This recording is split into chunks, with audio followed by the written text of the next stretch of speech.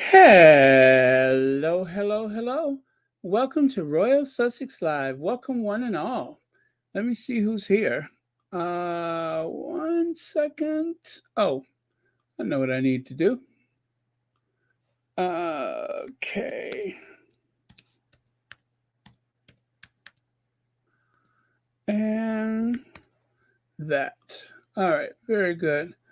Let me see who's here. Carlene Beckford, thank you for being first. Let's see. Joyce Anderson, Lydia Washington. Um, this is going to confuse Elaine Parker, so I don't suspect she'll be here tonight. Lambert Charles. Yeah, it's a little earlier tonight, right? Susie Q, B. Martin. Yeah, I seem to have caught a lot of people off guard. Um, let's see here. I even surprised myself, and that I actually went at the starting time. That's equally surprising. Downright shocking. Okay. Fancy, fancy. Susie Q. Polyper Girl. Very cool. Still didn't do that.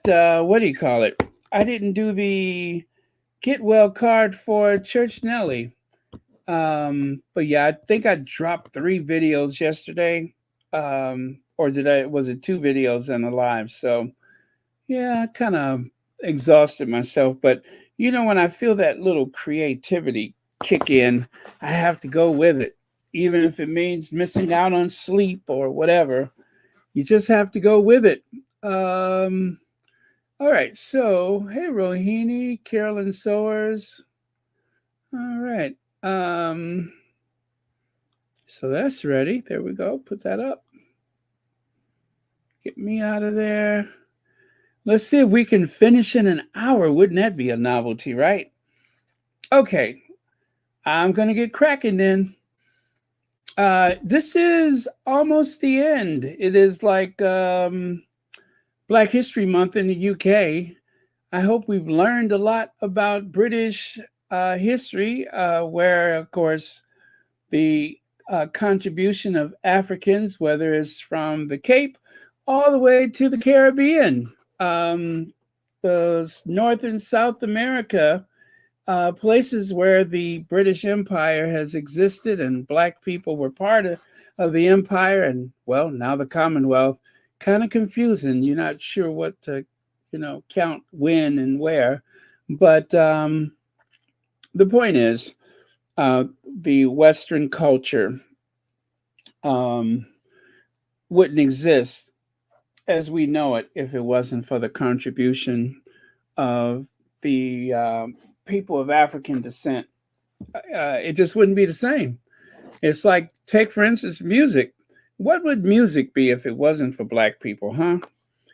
Music was like shackled. It had a bunch of rules and stuff like that. And then all of a sudden, Black folks showed up with jazz.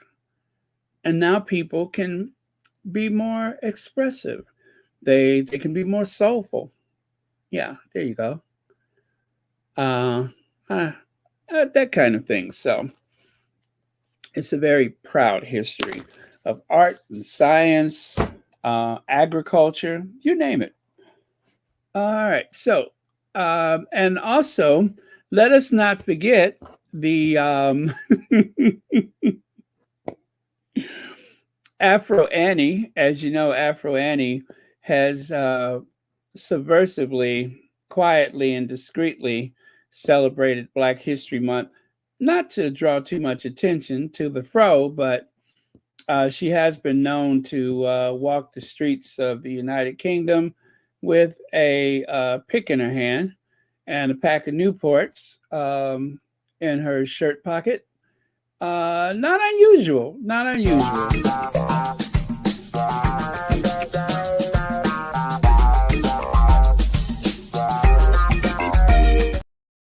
Right on. Right on. So, yeah, Black History Month wouldn't be the same without the Princess Royale.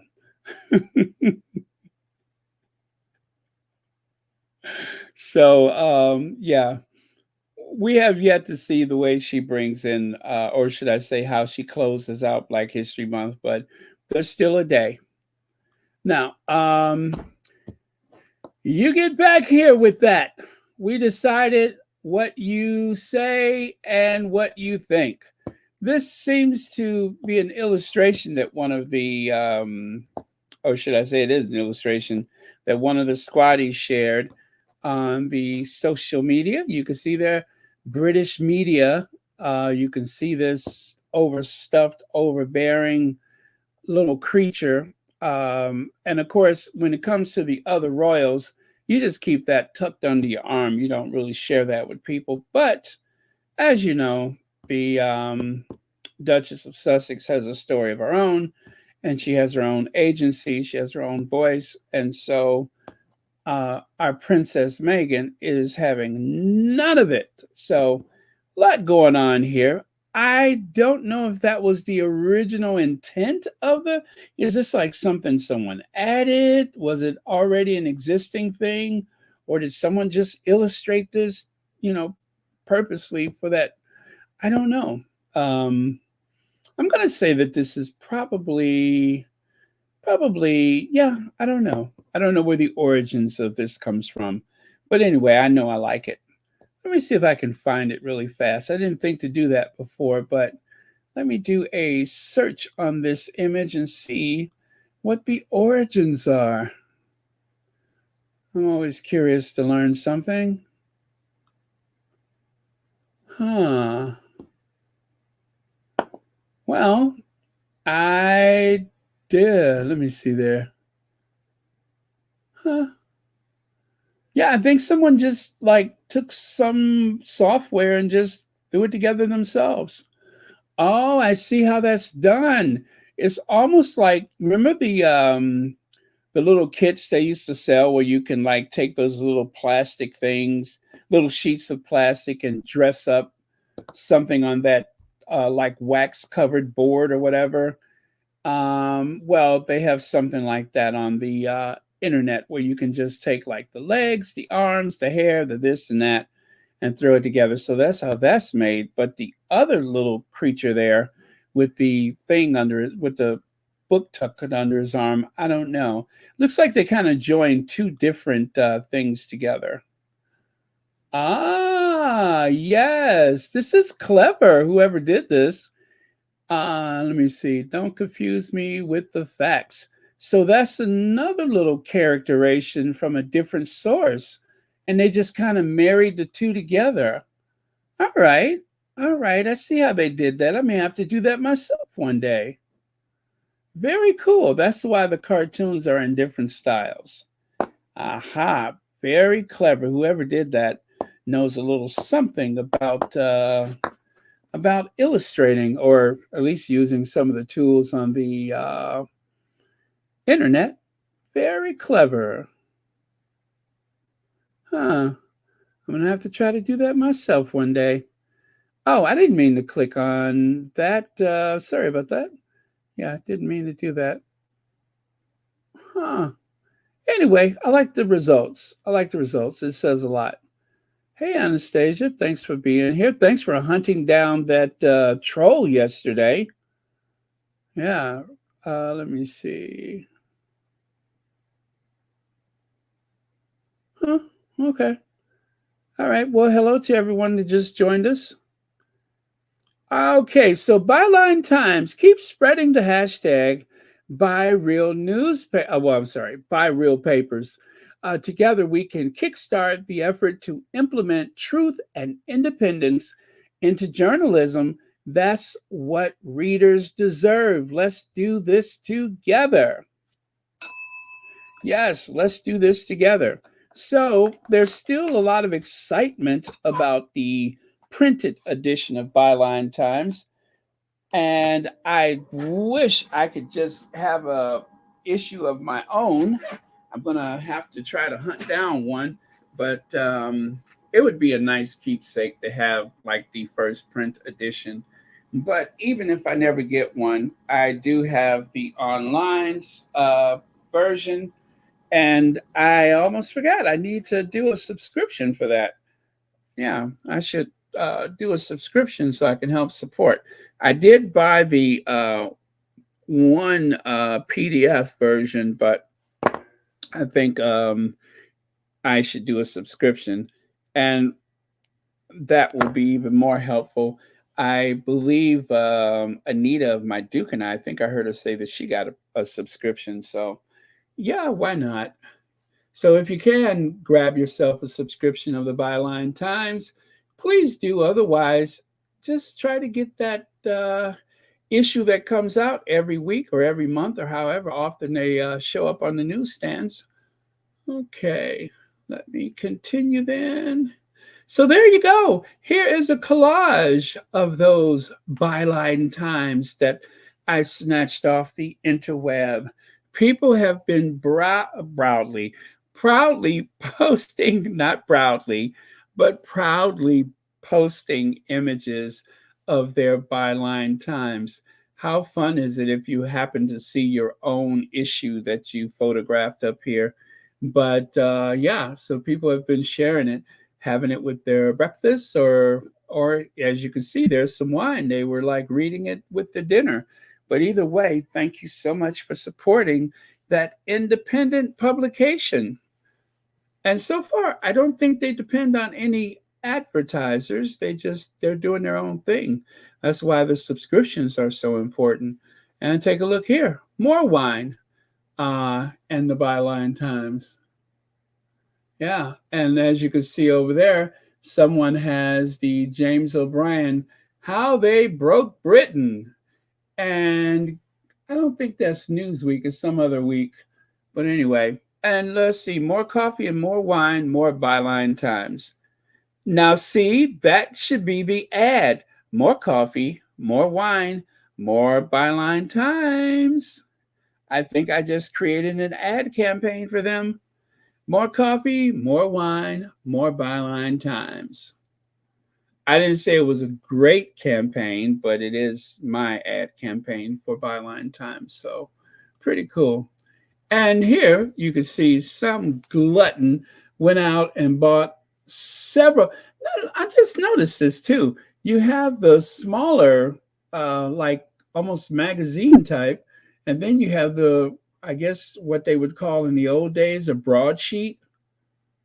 Uh, Interesting. So the broadsheet, that one, well, I mean, I thought that was the first print edition in the middle, but either way, somebody's been stocking up. That is clever. That is clever. Wow, jealous. All right. So, anyway, there you go. If that doesn't encourage you, I don't know what will.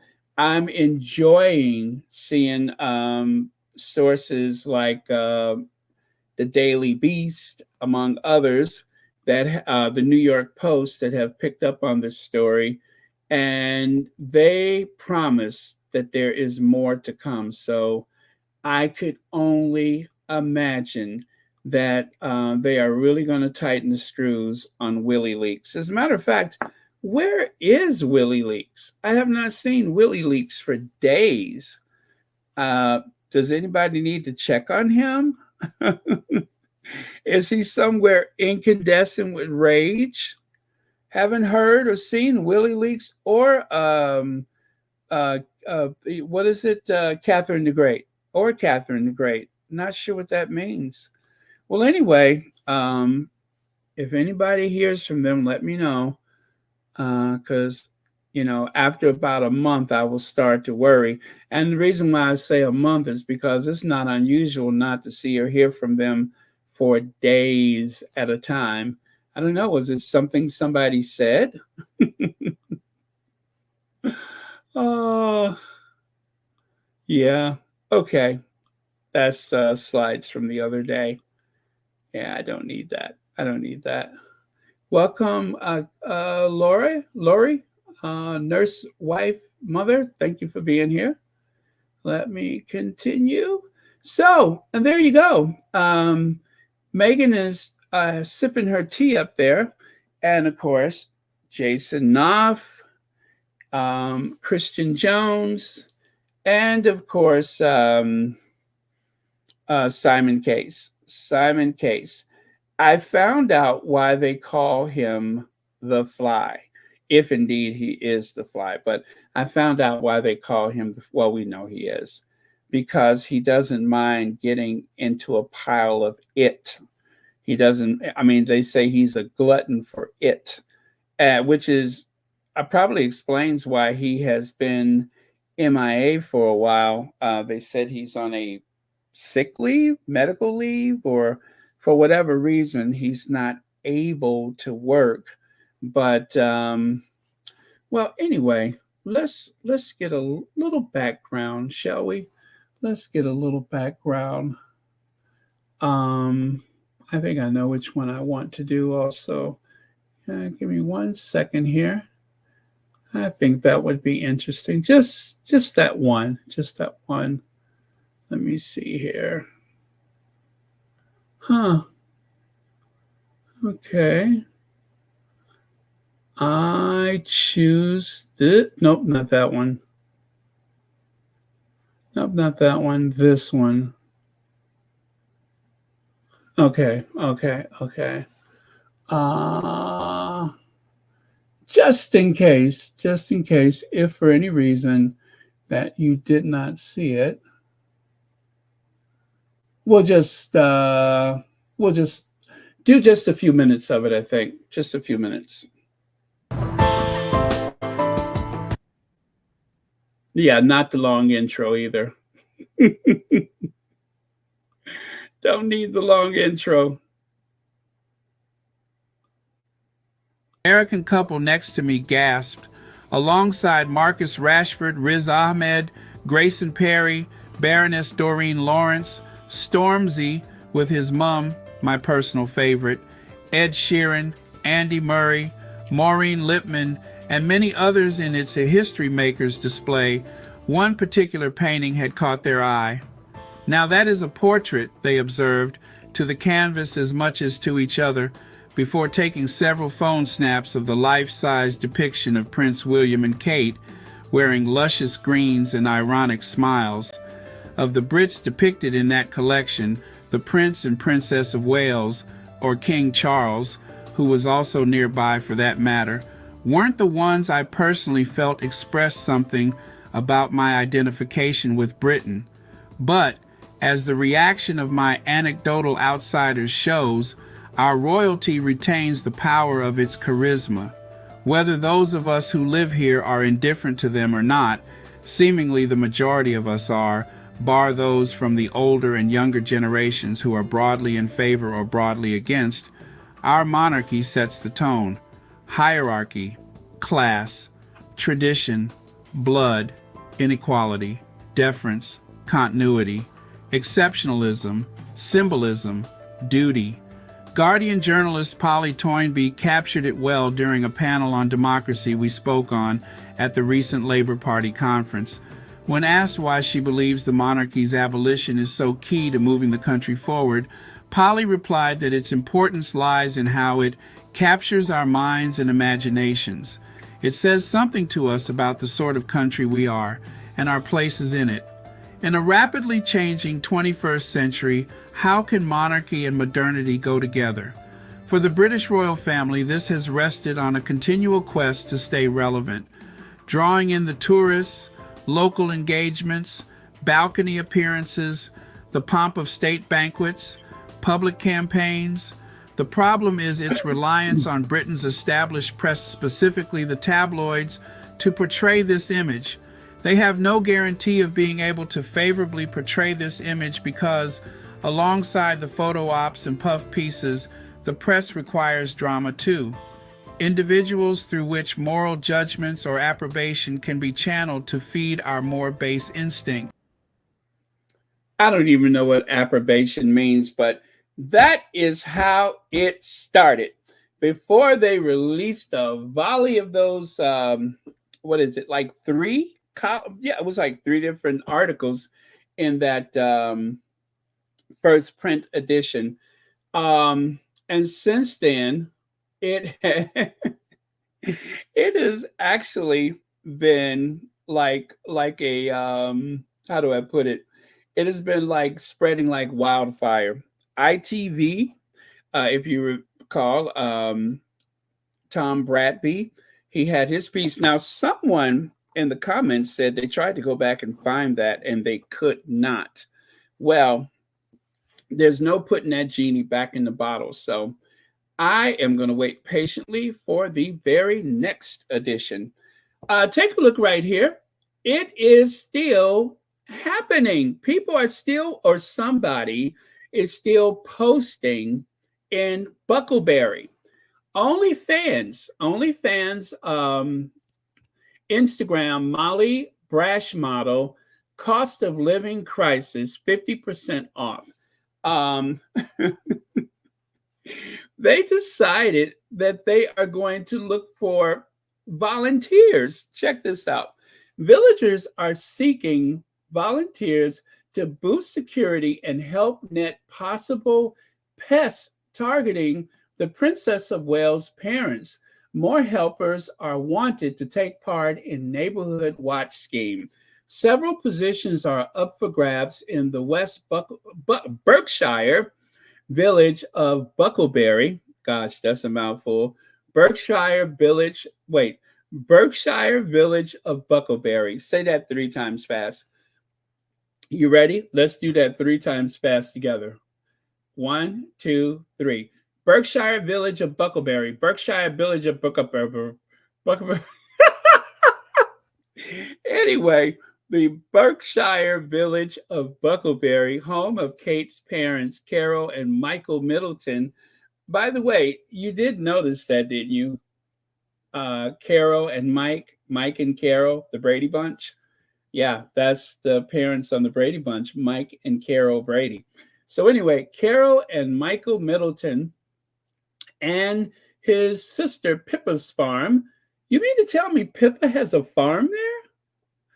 And let's see, an ad in next month's edition of the Parish magazine says we are looking for more people to set up or fill neighborhood watch schemes. It lists the streets with vacant positions. Do you mean to tell me that they are going to they are soliciting people to stand watch to make sure that the Middletons are not embarrassed by these postings? One local said, we need to catch whoever is doing this. While posters on trees and may seem harmless, falling victim to a targeted hate campaign must feel intimidating for the Middletons. Stop the music. Stop the music. You mean to tell me they're worried about them feeling intimidated by a few posters on the odd street lamp or the tree or park bench?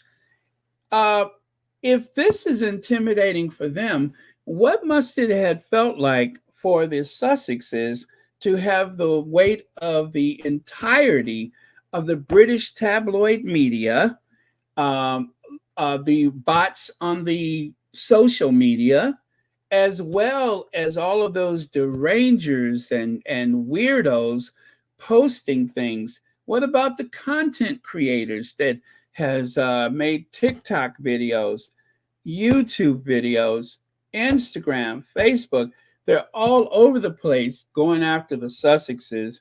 And you mean to tell me you are going to go and find volunteers to stand guard in front of a tree on the odd chance that someone is going to post a fans only posting against the Mike and Carol Middleton? Are you serious? Where was all of this caution when the Sussexes and their unborn child was being attacked? The Sun told yesterday how scores of posters of a scantily clad OnlyFans model were pinned to trees and telegraph poles.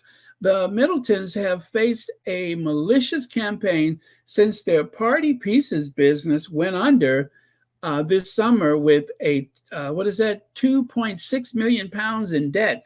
The OnlyFans model named Molly 23 claimed she asked pals to put up the posters. She said she turned to stripping online after allegedly being let go, that is, by a company she claimed was left out of pocket when party pieces went bust.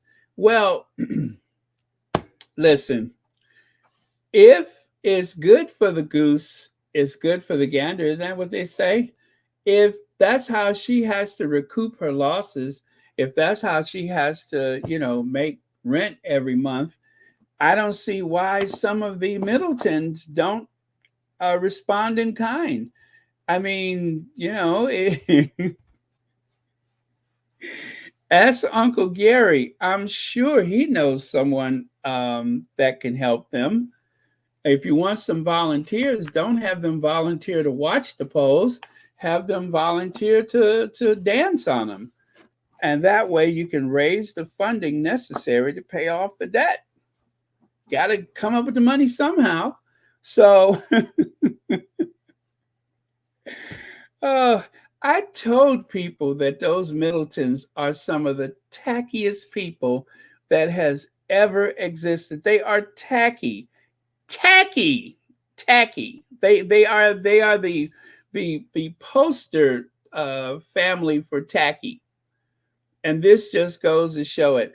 How many people have ever had what do you call it? Someone put a lien on their debt by using fans only posters. Just the Middletons. That's the only place I ever heard of it. So there's one right there. Buckleberry Farms, Farm Shop Cafe Play Barn, Buckleberry Farms dot whatever dot uk.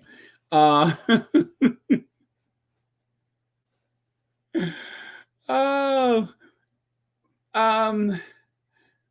I would be embarrassed too. I would be embarrassed too. So if they know where the source of the posters are coming from, why bother with all that? Why bother with all that? Just tell her to tell her friends to stop doing it. Okay, and look at there. Even from the roadside, I mean, if nothing else, you have to say these people are persistent with their postings. Anyway, Buckleberry seems like a nice little sleepy town. Very quiet.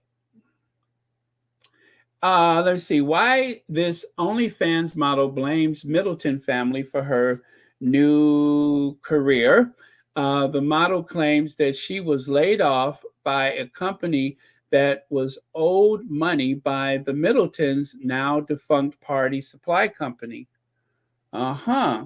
Well, how much could they possibly have been paying? Because I hear that the money is good over at the OnlyFans, so I don't know. They must have been paying her a lot, although that doesn't sound like the Middletons, because I think they're kind of tight with their money. But anyway, so that is the source of the posters.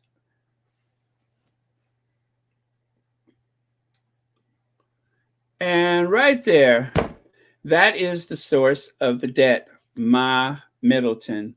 I'm telling you guys, I would not be surprised to find out she worked in one of them houses. I wouldn't be surprised. Tacky, tacky, tacky. Yeah, Ma was quite how do I put it? Liberated back in her day.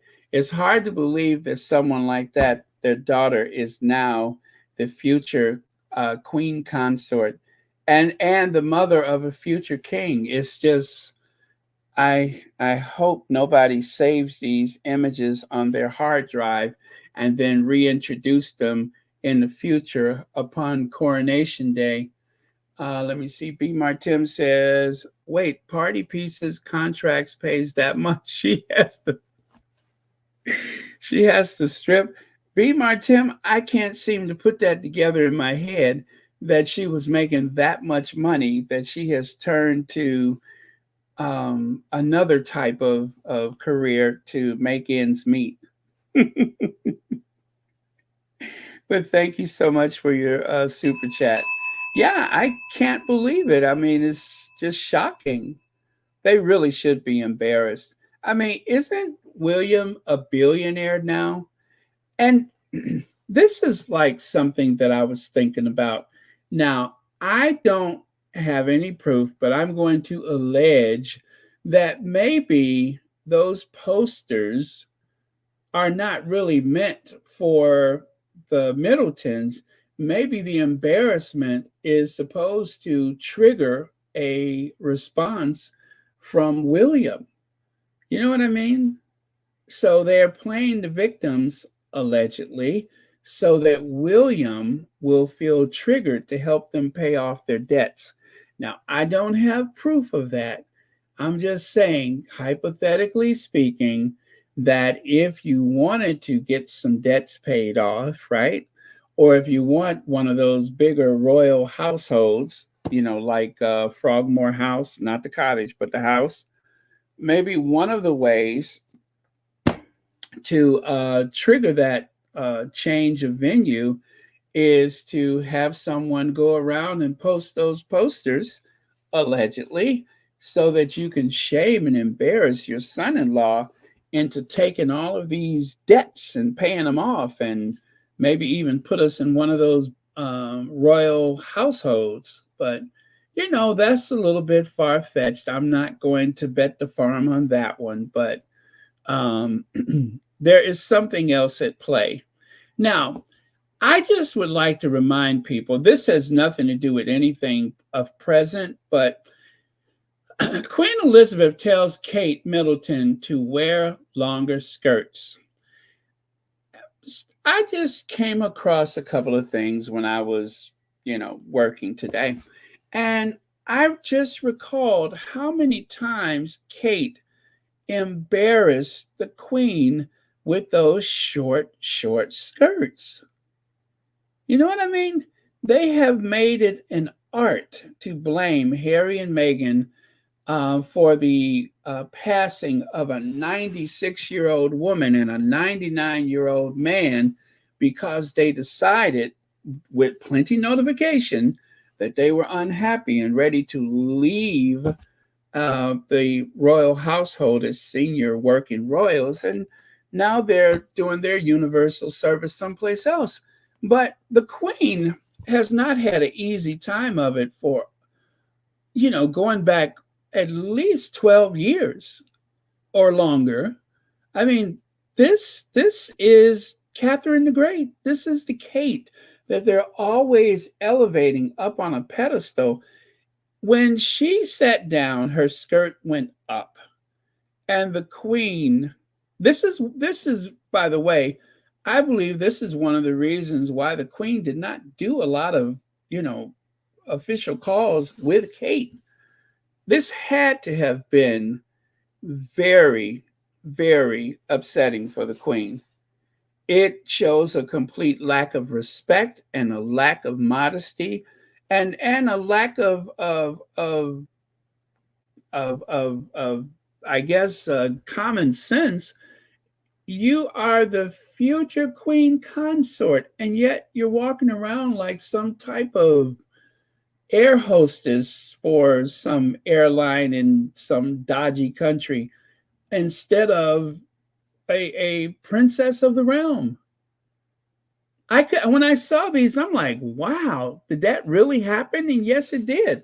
I actually went and found a few more, but then I didn't have to dig so deep because, but they said the Queen had finally said, you need to wear something longer. Show some proper respect. Thelma Christmas, thank you so much for the super sticker. And thank you so much for watching Royal Sussex. And happy Monday to you, or Tuesday. And of course, to protect the modesty of the future queen consort, I had to cover a few of those. This had gone on way too long.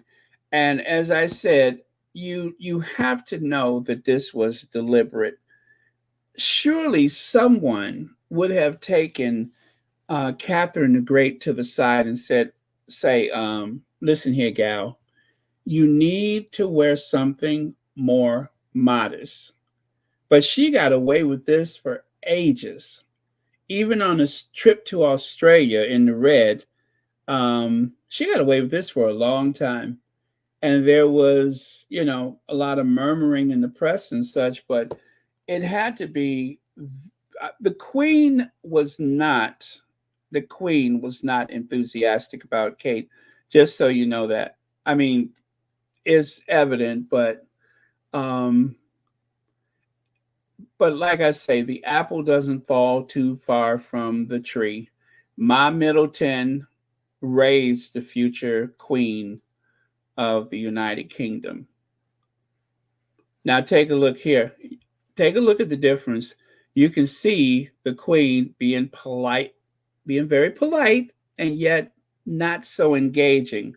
Whereas, they said when she was with Meghan, there was fits of laughter. Meghan said the queen offered her to use her blanket when they were riding in the state Bentley. And of course, Meghan actually went on an overnight trip on the train with the Queen, which is something that never happened with Kate. There was a lot of things that caused jealousy because the Queen took to Meghan like instantly, but Kate, not so much. But Kate was very disrespectful, in my opinion. And I want you to take a look at that same photo, but take a look. Take a look there and look here. You see that?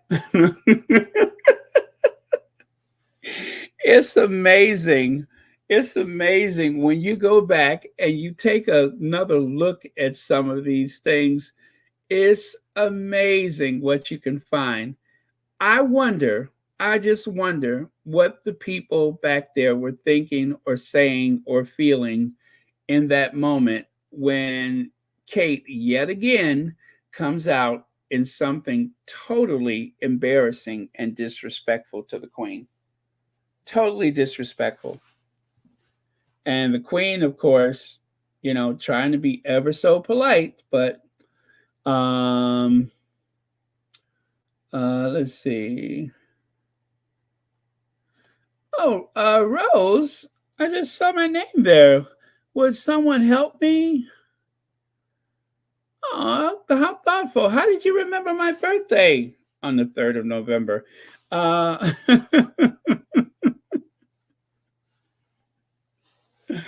uh, but yeah, that's very thoughtful of you. But if it's not too much trouble, don't go through a whole lot of trouble because I don't like a lot of fuss. But thanks for thinking about me anyway. Let's see here. And then right here, 18 times Queen Elizabeth looked pretty annoyed with Kate Middleton. Well, I'm not going to share all 18 of those photos, but let me just put it to you like this. It was quite frequent. It was quite frequent. And the disappearing skirts was one of the more annoying things because every time Kate took a step or every time she sat down, it was almost like she only had her coat on. But again, this is the English rose that is elevated above all others in the kingdom. And just when you thought it couldn't get any worse, I found this photo. I mean, from bad to worse. From bad to worse. Dear God, what the Queen must have been thinking. Can you believe it? What she must have been thinking. Now, it was reported that the Queen was not very optimistic about that marriage in the first place. I'm only pointing this out because of the obvious. day after day after day, we are inundated with all of these articles and stories and tweets and such, where they claim how Meghan didn't she couldn't take it. She wasn't able to do the work. It wasn't what she thought it was going to be. She found it too tough. When the truth is, Harry said that he felt excited and nervous at the same time because Meghan was making it look too easy. And for that reason, he knew that when they got back to the UK, that there was going to be hell to pay after the Oceania tour. Remember that? And yet, the person who hung around the family for 10 years before they married into the family, and another 10 years of being in the family, still finds it difficult to do the most trivial things. But yeah, I will. I'm going to go along with the idea that the Queen hasn't always had it so easy when it comes to Willie Leaks and Kate. I'm going to go with that one, and for good reason. And for good reason. But yeah, I just happened to stumble across these, and I'm just like, my goodness, is that I heard the stories. I wasn't paying so much attention at the time, but I did hear the stories about how displeased the Queen was. But I had no idea that it was, bordering on completely offensive. Let me know if I'm rubbing it in too much. But I just didn't know how offensive it was. I mean, just appalling.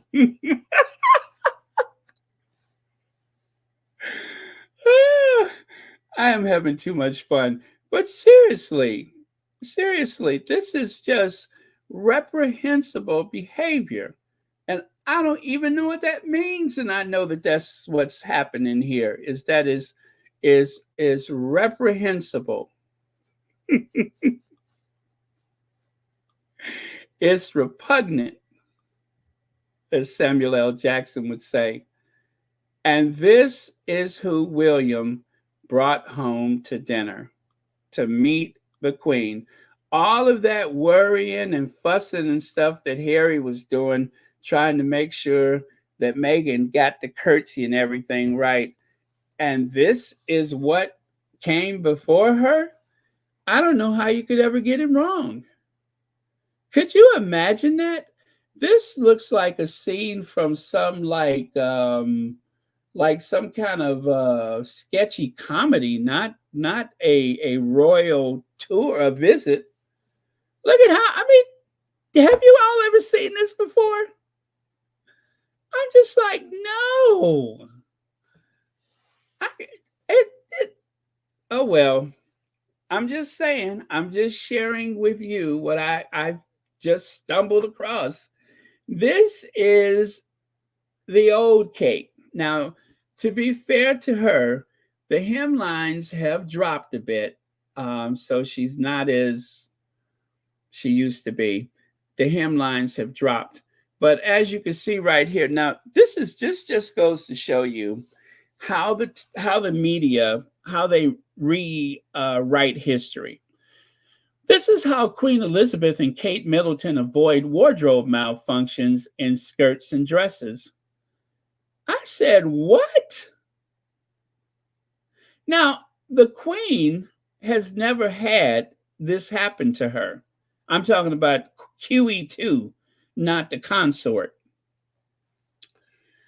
The articles here said, being a member of the British royal family, Kate Middleton often has attended an array of public events. Given her several public outings, the Duchess of Cambridge often wears formal skirts and dresses that run a chance of blowing up in the wind. But she always maintains her sartorial grace and elegance. Wondering how she does it? Who wrote this? Who wrote this? Stevie Wonder? Is this article from Stevie Wonder? Did Diane Shure write this article? Who wrote this? Well, it seems the royal ladies, Queen Elizabeth and Kate Middleton, have a secret trick in the royal style department. This includes preventing their skirts and dresses from blowing up in the unpredictable windy situation. As two of the most senior royals, they are said to have learned some ingenious fashion hacks that assist them in maintaining their poise in public. Who? I mean, I know the Queen, right? But who? Did they not? Wait a minute. Where is it? Where is it? Let me go back to it. Did they not see this? Did they not see this? Who wrote this? Were they on something? Who wrote this? I'm telling you that this is why I say you cannot trust them. You cannot trust the media. You just cannot. You cannot. Notice the ease in which they just, Okay, according to the Express, oh, well, there you go. They are quoting the Express. Insider and fashion expert working with members of the Windsor dynasty have devised a fashion hack to avoid embarrassing wardrobe malfunctions in public. The report mentions that it is a common practice for royal women to have added small weights into the hems of their skirts and coats. This simple fashion hack ensures the clothing hangs perfectly and does not fly away with the capricious winds while the royals are out among the unforgiving paparazzi and public. One more time. Did they not see this? Wait, not that one. Not that. Did they not see this? Did they not see this? So apparently the root of that lie came from the Express. So that explains everything. This just goes to show how blatantly they will lie to try to make. And as a matter of fact, since people have been working with them and have been assisting them in maintaining dignity and decorum, then how do you explain Camilla just last month? Just this past month. How do you explain that? Not to mention the month before that. Or was that in the spring? And then this coming out of the come on, y'all. Next, they're going to try to sell me a bridge. So make a mental note of this. Make a mental note of this anytime you ever get the idea that an article may actually have some merit or truth to it. Just remember this one, because they flat out lied about this thing. Only the Queen, QE2 that is, not the Consort. Only the Queen is the only one that has not had this problem. Let's see, Baron, the rules do not apply to Camilla. Okay, so those are only for humans, I see. Okay. Okay, I got you. And then, of course, there are the co-conspirators right there. I'm telling you, now that the Queen is gone, how did I ever miss this photo? How did I ever miss this?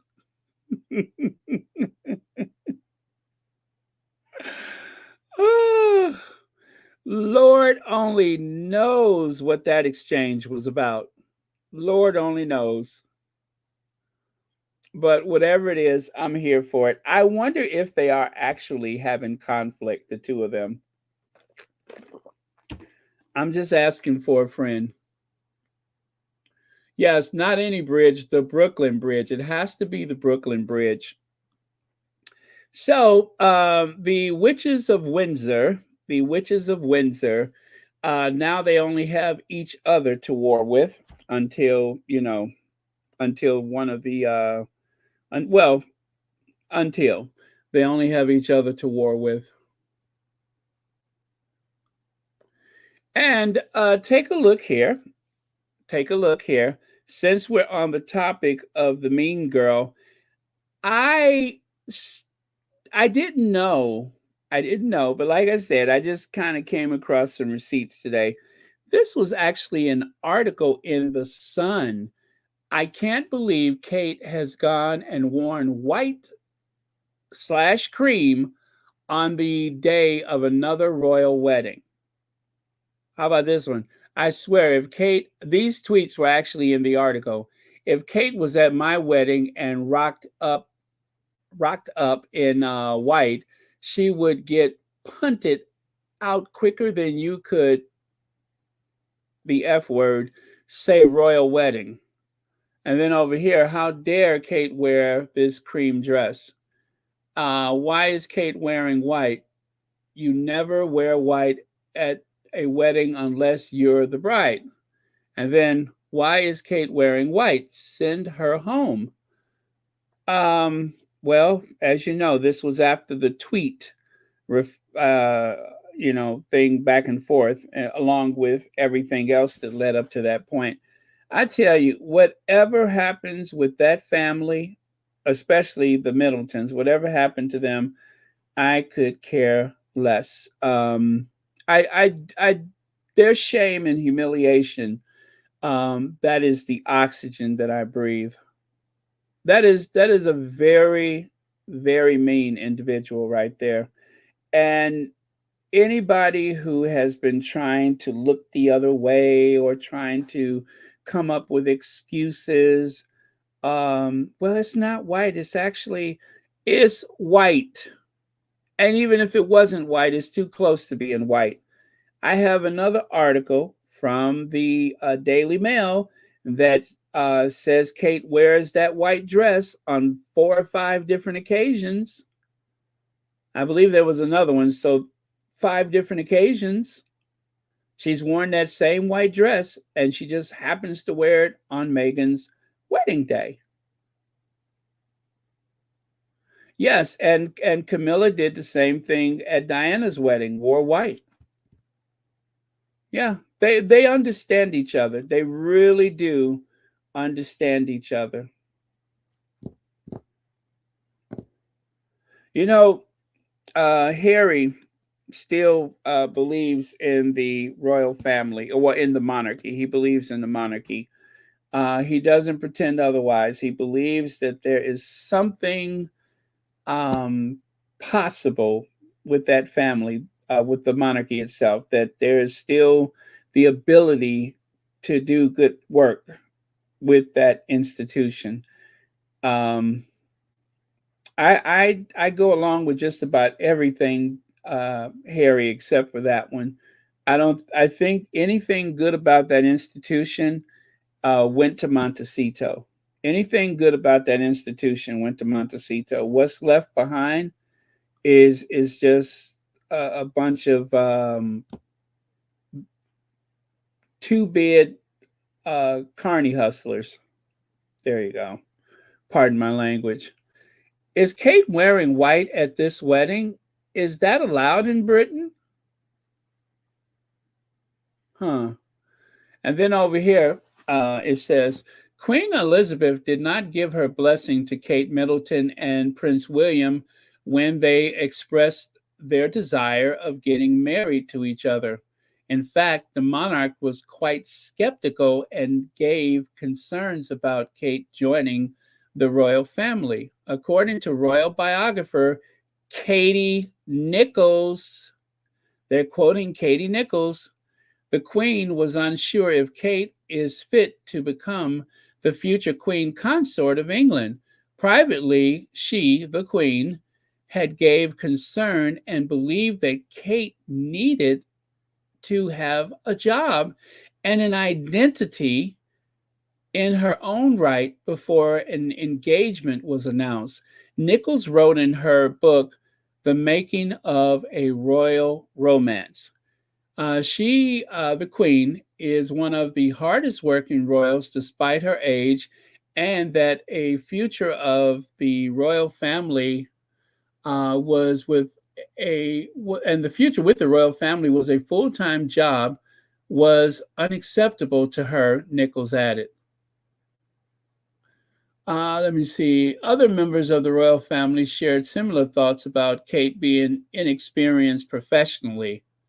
Now, I want you to stick a pin in that. Kate being inexperienced professionally.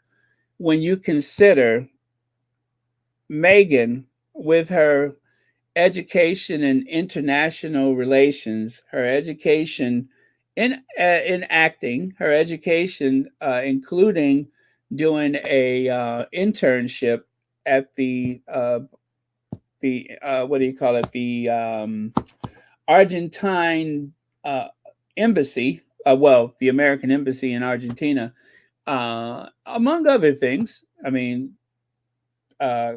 entrepreneur, humanitarian, you name it. She's had plenty of experience. And of course, even working at what? A yogurt shop, calligraphy, whatever. That means that she's had a full life of work before she reached that wedding day. Whereas Kate never worked. They found some job for her on the high street folding clothes or something like that. And it is alleged that sometimes William would just call and say, get over here. And she would just leave work because she wasn't really working in the first place. It was a job that was provided for her just because of the reservations that the Queen had.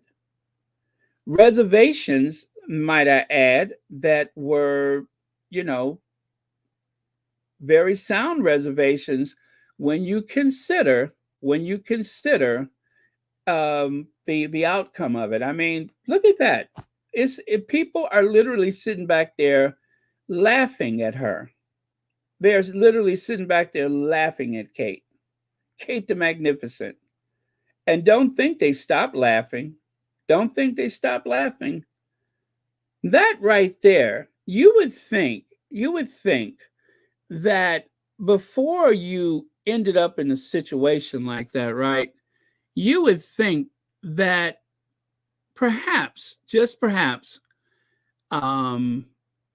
somebody's mother would have, oh, never mind.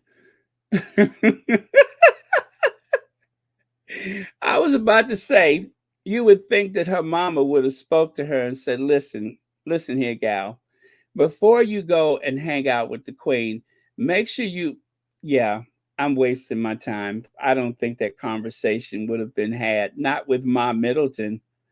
If there was any type of guidance or any type of instructions about conducting oneself, I doubt if it would have come from Buckleberry. Mm-hmm. Yep, I'm barking up the wrong tree. I don't think that she would have found any type of guidance in the home.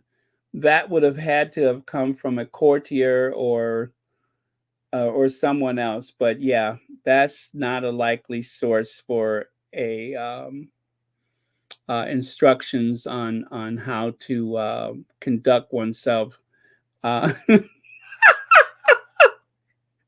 Never mind. Anyway, let me see. Swanning from one of was that Swanning from one of the 5-star holiday resorts to another is not. Oh, I can't even hardly see that one. Hold on, let me find the original so I can see what I am looking at.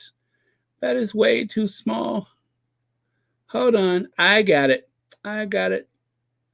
Oh, here we go. That's better. From one of the five-star holiday resorts to another is not the prerequisite for a young woman possibly destined to be queen, a source said. However, as time passed, Middleton proved and established herself as someone deserving of the throne in the future. Yeah, right. She was advised by the Queen to take up charity causes. William and Kate got engaged to each other in 2010 and tied the knot in 2011. So there you go. I had never actually saw that before, but I was just, as they say, peeling back the layers of the onion and found a few different things today. So um, a lot of it confirms what I have been saying all along is that um, Kate is like is not a good choice for the future of the monarchy, and any idea that she is the savior of the monarchy. Anybody who conducts themselves wearing white to another woman's wedding, dressing like like she's dating an athlete or something like that when you're out conducting business with the queen. All of this is just an indication that the Middletons, well, a lot of people in the aristocracy, they look down on the Middletons, and I can understand why. I mean, the stories about somebody throwing their behind out of the window every time they thought a boy was every time they thought a boy was coming up the street, that should have been enough right there. Anytime you hear a man's voice and the first thing you do is throw your behind out the window, which is what they said happened in college, not high school, college. Anytime that someone conducts themselves like that, is that really someone fit for the throne? I say nay. Uh,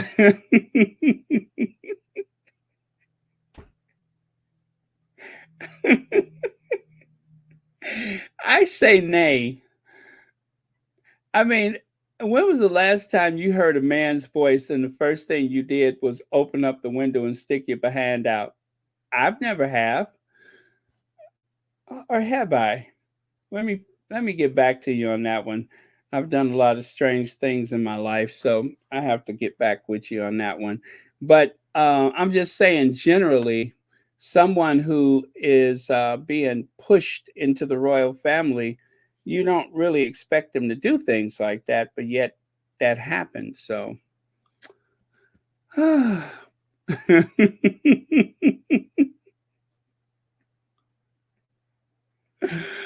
The Middleton family shady past resurfaces as Kate embraces new Princess of Wales title. Well, new Kate, new Middleton, old Middleton, Uncle Gary, whatever you call it, there's a reason why the aristocracy turn their noses up. They only tolerate those Middletons when they have to, not because they want to. Now, here is an article that now I did not want to bother, but I was like, okay, I'll bite.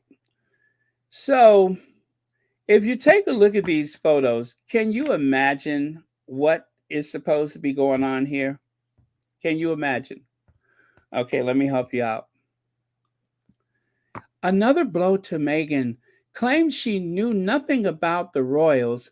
Now, a strange BFF, Jessica Mulroney, recalls how her father in law hosted Charles, Diana, and the late Queen as Prime Minister of Canada. Okay, so what's the connection? What is the connection? So you mean to tell me, let's see, when was Meghan born? 1980 what? So when Meghan was born in the 80s, somehow, even as an infant, she was already plotting that one day after hearing that the Queen met with Prime Minister Trudeau, the senior Trudeau there, and that I can't put this together. No, Mulroney, that the Queen met with Mulroney, right, and that I'm sorry, not Kate, that Meghan, that Meghan would one day become an actor and live in Toronto, where she would somehow get to know another person in show business, like the Mulroneys, another other people, right? In show business, the son of a prime minister, no less. But anyway, somehow, because they are part of that circle of people, in Toronto at the time. I mean, how many people? It's like any other place. It's like being in LA. If you are in the entertainment industry, you're going to meet other people.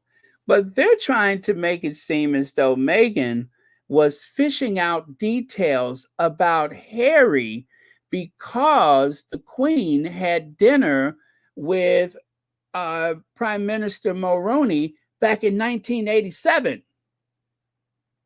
So, what details about Harry, who was born, in 84, what details about 3-year-old Harry could uh, the Mulroneys have passed down through the years that Meghan heard about Harry that made her say, "Ooh, I'm going to have to meet him. Are you sure?" Yeah.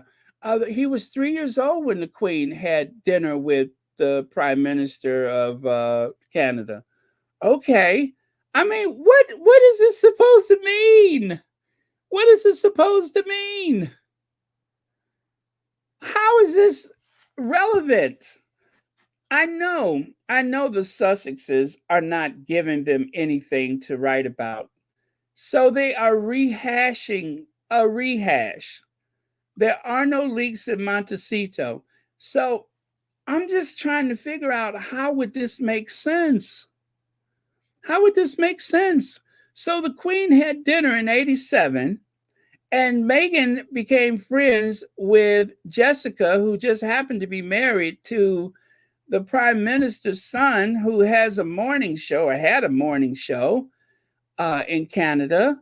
The twins were part of the wedding in 2018. How many years later is that? 40 years later? 30 years later? So I'm trying to figure out what the connection is here. How did Meghan find out something about 3-year-old Harry that helped her nab him, get her hooks in him when they met? This is supposed to go along with that whole thing about, oh, she did Google him. She did Google him. And I still say that that's nonsense. What would you learn about Harry by Googling his name? Especially, what could you expect to learn about him? If you want to know what his net worth is, good luck with that. If you want to know his last name, good luck with that. I'm still not sure what his last name is. I thought it was Mountbatten-Windsor. Somebody else said it was Wells. I don't know.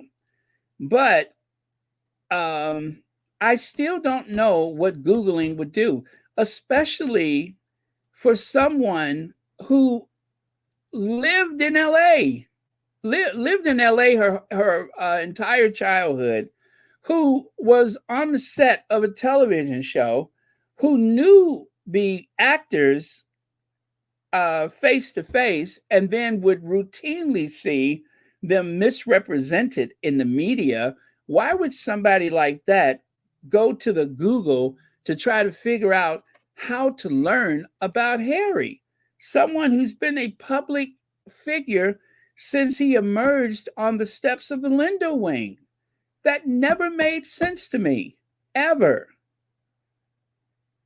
I've heard somebody say, well, I Googled the plumber.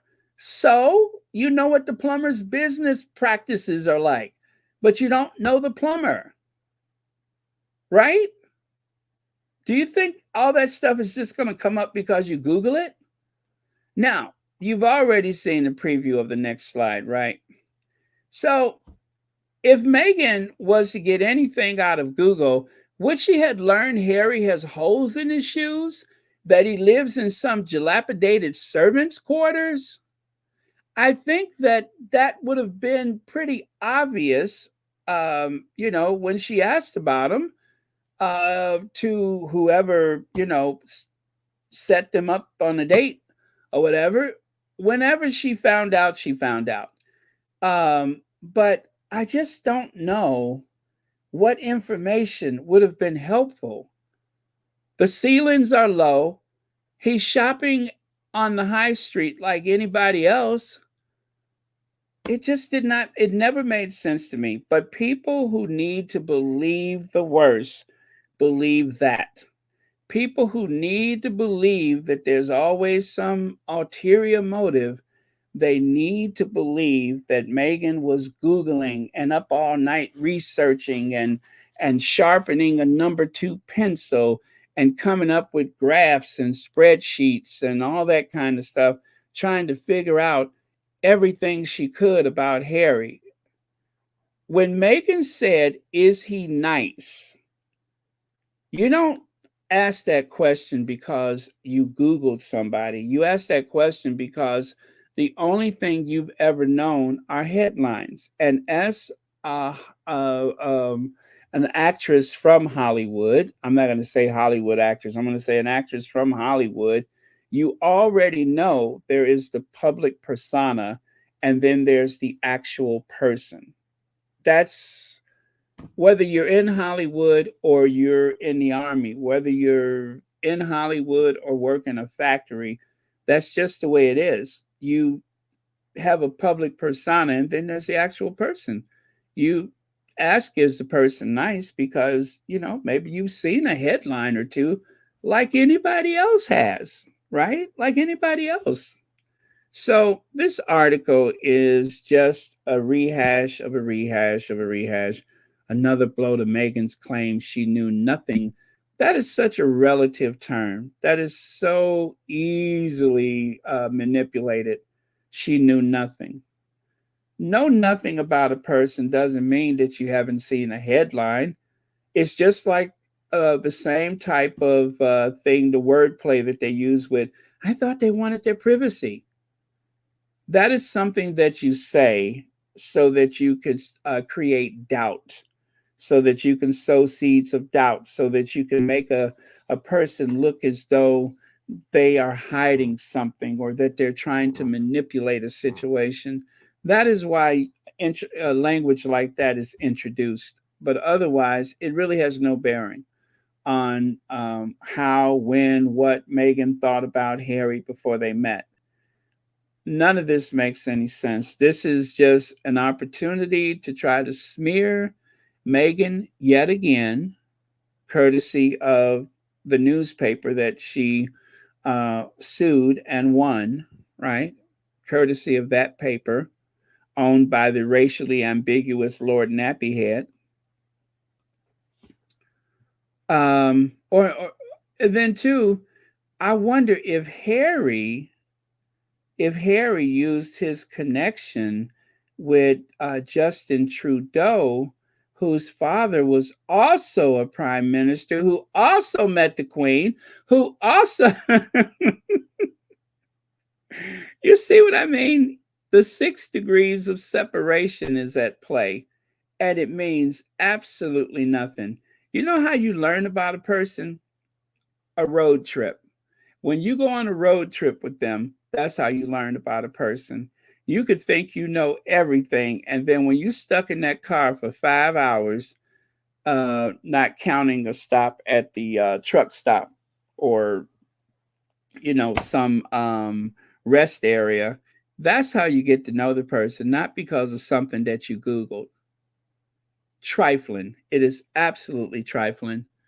Rose Theodot, thank you so much for the super sticker. And thank you so much for watching Royal Sussex. And happy Monday and or Tuesday to you. Greatly appreciated. Thank you. But yeah, that's um, that's what I have to say about that. I have heard that more times than I care to think about. It didn't make sense to me before. Um, Someone that I haven't spoke to since December, someone who I haven't spoke to since December, uh, said that to me. But that wasn't the reason why we stopped talking. It was other things. But that was something that was said to me. And I tell you, sometimes you don't realize how toxic um, relations are until you take a break from it, right? You know what I mean? When you take a break from that, then you realize how toxic um, certain relations in your life can be. So sometimes to avoid conflict, you look the other way, you dismiss or you downplay it. But the truth is, um, that's only buying time for the poison that they have to offer you can really sink into your system. So I'm always wary of that. I'm always careful about that. Sometimes I just don't care enough to even give it a consideration, and then sometimes it's just cruel. But this same individual asked me about the number of black people that's in Megan's life. Why? Why? Why? I'm going to tell you why. Because people read those silly articles. They see stuff pop up on their phones and they believe it. That's really sad, but they believe it. They doubt and question things based upon what they read last or the amount of authority that someone has mentioned it on a video. And that's really sad. That is really sad. That makes me very sad. Um, and the reason why we haven't been speaking is because it was a pattern. It was a pattern. It wasn't just those two things, but it was a pattern. And I got tired of looking the other way. I got tired of feeling sorry for that individual being so fragile that I did not want to, you know, say anything. But yeah, that's what happens. I don't want to be around anybody that they're so suspicious of nonsense, that doesn't give a person the benefit of the doubt. You give the full consideration to someone who's paid to incite those types of doubts about other people, that's paid to make us sarcastic and cruel to one another. I don't want to be around anybody like that. So anyway, thank you again, Rose, for the super sticker. But yeah, lesson learned. Lesson learned.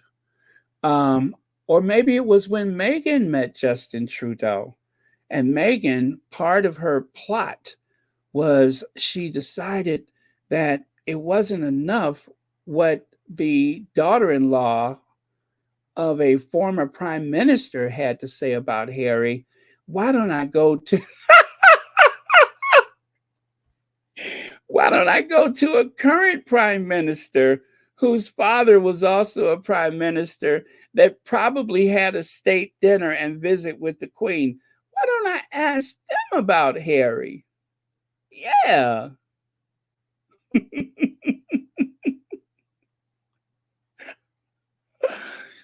I could relate, Baron. It's hard, but I had has had to free has to free themselves from toxic love, friends, and family. That's why I find communities like yours, it hurts, but necessary. Yeah, yeah. I mean, it's just it's like it's there all along, and it's so glaringly obvious, but you don't really dare speak it. But yeah, Yeah, it was a lesson learned. Um, and what a shame! What a shame, especially when a person is of African American descent, and I see that type of energy. I don't play colorism, and believe me, the person that I'm speaking about um, is far more, confusing to look at than Meghan. Meghan, is racially ambiguous to some, a light skinned black woman to others. And the person who said this, you wouldn't believe how passable, for lack of a better word, they are. And and yet they would dare to say something like that about Meghan. So that bothered me. That really did. I don't get into the colorism thing. I don't ever play that person's not black enough for me, because there's a lot of people that are, Lupita Nyong'o's complexion, if I'm saying her name right, and they couldn't be further from my values or my experience. And then there's people that look like Meghan that I would feel closer to. So I don't get into that. And anybody who, feels that way about it, I don't know what to tell you, but that's judging a person harshly, because I've had people say that about me. That I think I'm something I'm not, if you could believe that, and that's hurtful. That's hurtful. So I I don't like to throw those types of judgments upon other black people, because to some degree or another, I'm sure everybody has had that thrown at them for whatever reason. I had a friend that let's see, about my complexion, and she um, was married to someone um, lighter than her, and then they moved to the other side of town to an ethnically diverse community, and her family accused her of trying to be one of them, trying to be white, not in terms of her race, but why would you move to an area like that? So that stuff like that happens, and um, casting those types of judgments upon people, I don't feel comfortable doing that, and I'm not comfortable around people that do that to other black people. I'm just not. I'm just not. I'm not comfortable with that. All of that judgment about who you know and what you know, and what do you do with your hair and the clothes you wear and the way you talk. Is that really is that really considerate? Is that okay? I don't think so.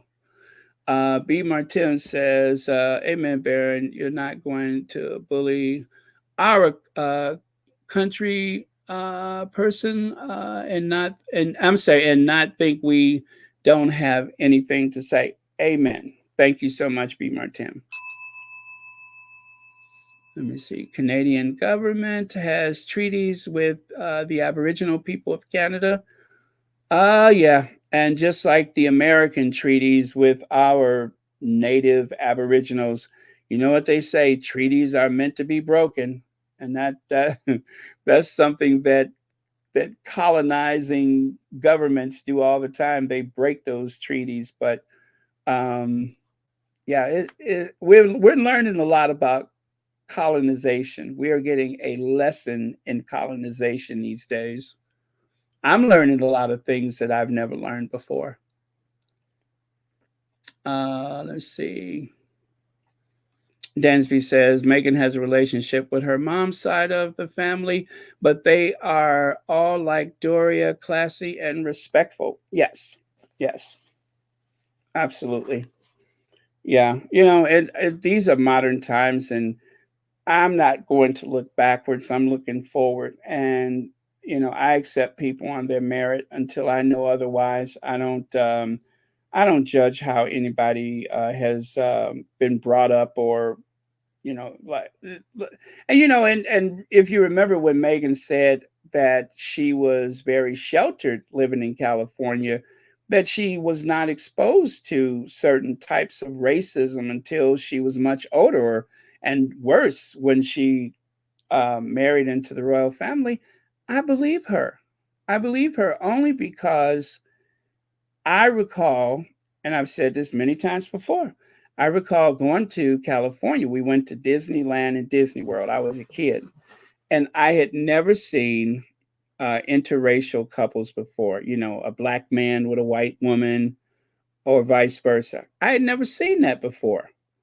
And yet, here I am in California back in the I think it was 1980, maybe?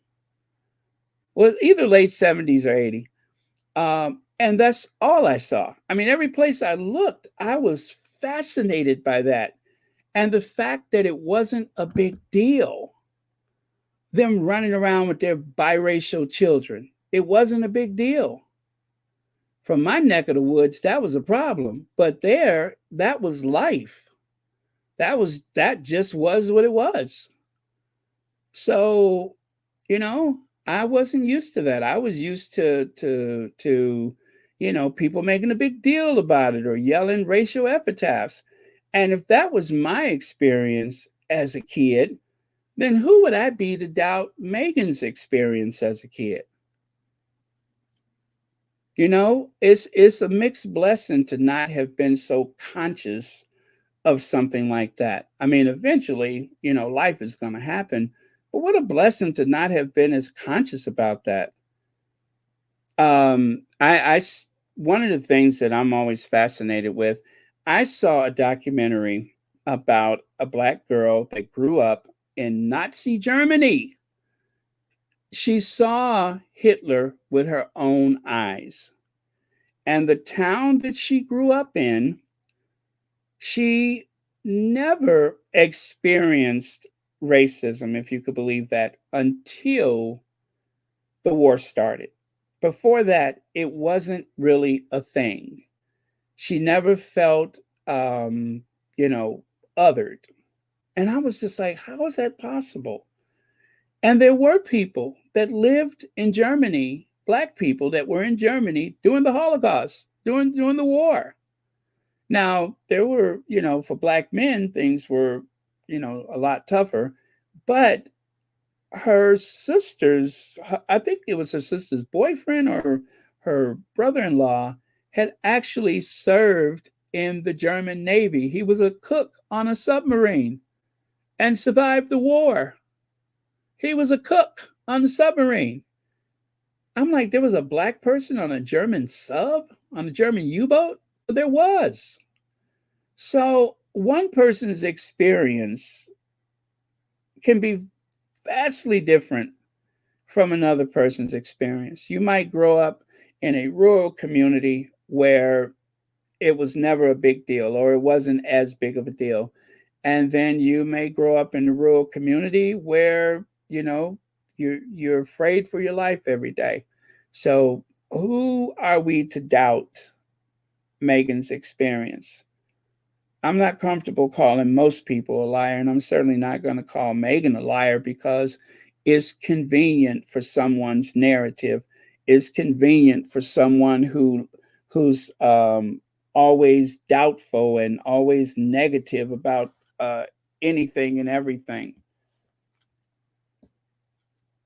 So, and that's, you know, and that's why it bothered me so much, because if you feel as though someone that you don't know should be doubted, then what do you feel about me? What do you feel about me? I've never lied to you. But if it ever made a narrative come together, which that did happen, by the way, um, you know, if it somehow um, ties up the narrative that you want, and you start to doubt me, I don't make it a practice to be around people that don't trust me. Because if you don't trust me, I probably shouldn't trust you. That's the way I feel about it. So I'm not in the habit of keeping the company of people who do not trust me. That means that that person is likely untrustworthy, and I'm not going to be falling over myself trying to prove otherwise. If you don't trust me, get gone. Get gone. I work too hard to maintain a certain level of decorum and respectability to have someone doubt me. Yeah, I don't hang around people that don't trust me. That right there is a non starter. When I realize a person doesn't trust me, it's not a matter of them staying away from me. I'm the one that decides. Yeah, I'm the one that decides. I am very strict about that because I just don't think it's healthy to be around people that don't trust you. If you've done something to cause them to doubt you and you've apologized and you're able to move on, fine. But if either way, if somebody doesn't trust you, that is not a good situation. Not a good situation. Rohini says, I don't trust nobody who don't drink at least socially. There you go.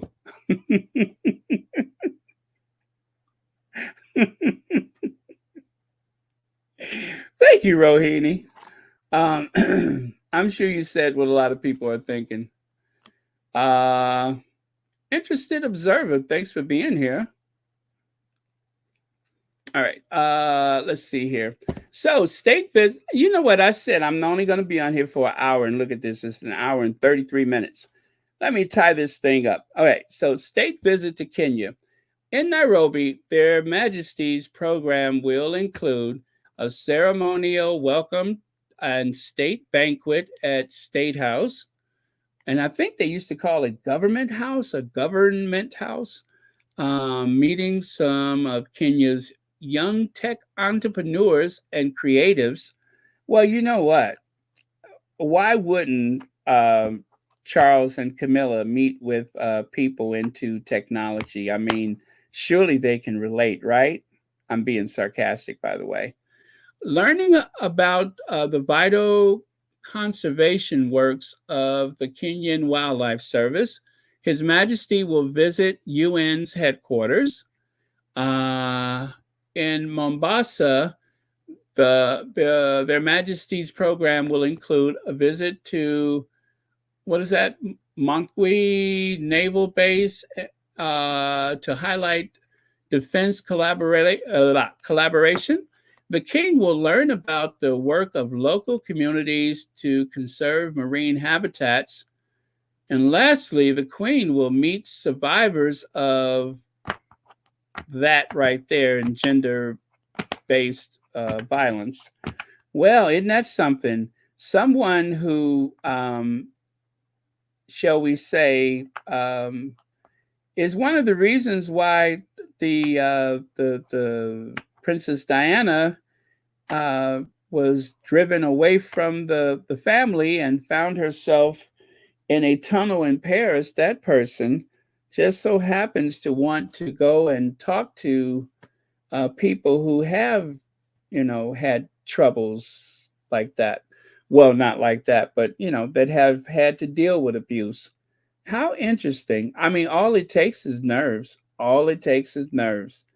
I mean, it wouldn't be anything without nerves. I mean, here you may have cost someone their relationship, if not worse, and you are going to meet with women who have been victims of abuse. You cannot make that up, right?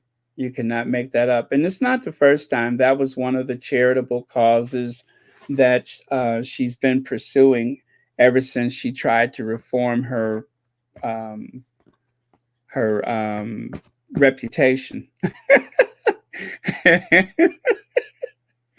Why is it every time I say reform reputation and Camilla in the same sentence, I always get tickled? I don't know why that tickles me so bad. I almost choke on the words, to be honest with you. It just seems so, far fetched. But anyway, that's what she's planning to do. I hope that they don't break into a chorus of laughter. Police disrupt press conference held by victims of, is it Baktuk atrocities ahead of King Charles' arrival. Monday, October the 30th, 2023. So that was today that happened. They broke up a press conference. Well, it just goes to show that they are likely to use a heavy hand. They are likely going to use a heavy hand during the visit. KHRC demands reparations for colonial injustices ahead of King Charles III's visit. So the Kenya Human Rights Commission has demanded unequivocal apologies from King Charles III, whose state visit to Kenya begins on Tuesday.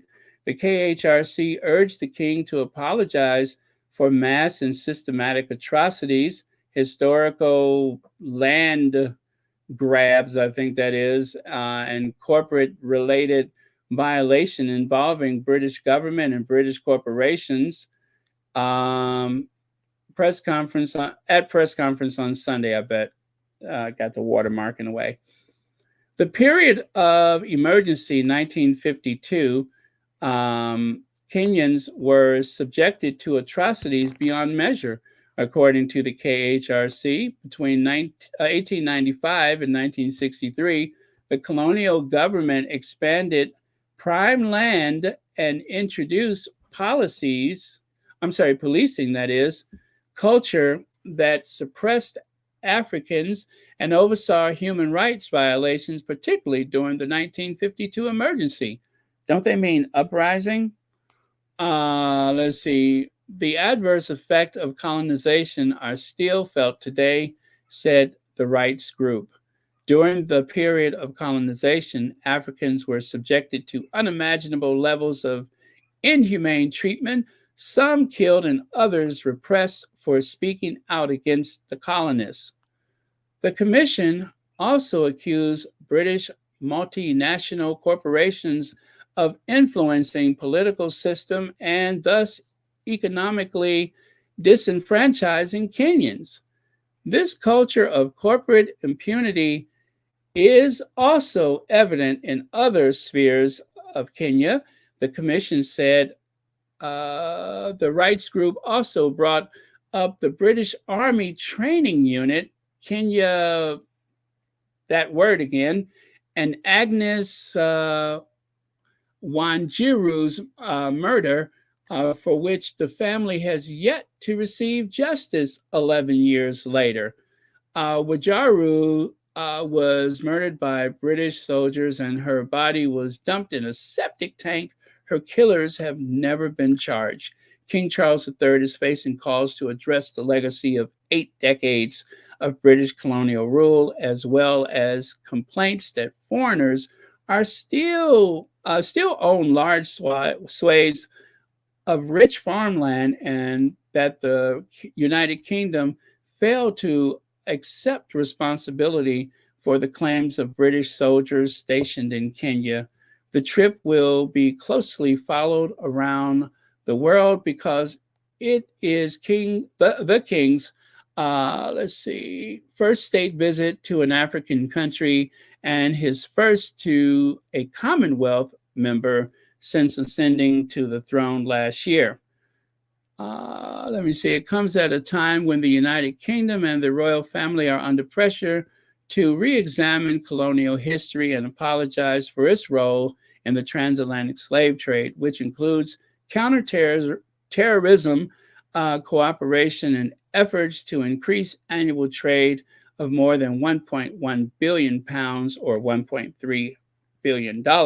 Charles also will underscore his commitment to the environmental protection with visits to a national park to see vital conservation work undertaken by the Kenyan Wildlife Service. So that is what they are saying. Leg says, what is the point of these photo ops when they go to learn things about a country that can be researched online?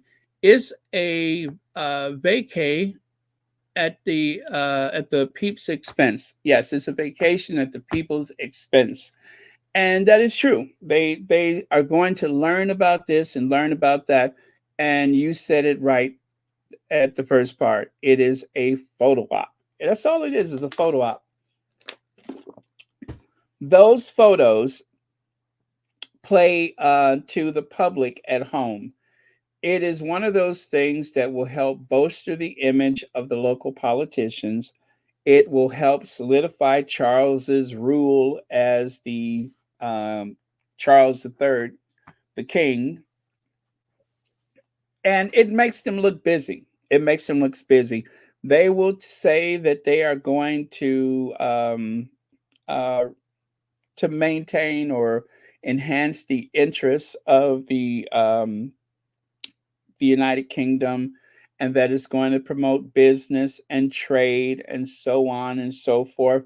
They got some really good logical excuses for it, but whether it actually does anything but benefit the British, well, actually, the 1%, let me get that right, the 1%, those who actually own some of those businesses and such, I would be I would be really interested to know who exactly benefits from this. I know the politicians will, because it will bolster their image, but how does it help the man or woman on the street? Not likely. Thank you so much, Legs. Not likely. Last year I met a 94-year-old man at an event. He said his granddad was biracial and that he and his brother had to swear on a Bible that they wouldn't tell anyone when they were little ages. Wait a minute. They had to swear on a Bible they wouldn't tell anyone.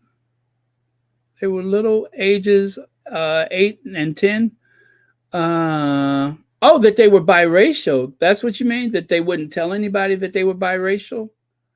Interesting. Interesting. I've heard some stories about people who had to try to hide their ethnicity like that. Let's see. I don't want to hear anything about extreme sorrow of past atrocities. They need to apologize and pay reparations, not visit and stick that country with the bill. I can't stand these grifters. But the government invited them. That's the part that I hate to mention, is that the government invited them. The government of Kenya invited them. But we do know that there was probably some coercion from the British government to make it possible. I'm sure if it's anything like, the president of South Africa and his fascination with the royal family, you know what I mean? I'm pretty sure it's some of that. Um, Charles has a way of greasing people's palms, and if not him, then somebody on his behalf. But um, next thing you know, the president or prime minister of Kenya is going to be riding around in a carriage, just like the president of South Africa. The colors of the rainbow, so pretty in the sky. I went on a carriage ride, and Kate squeezed my thigh. I received a bag of cash and lots of gold too.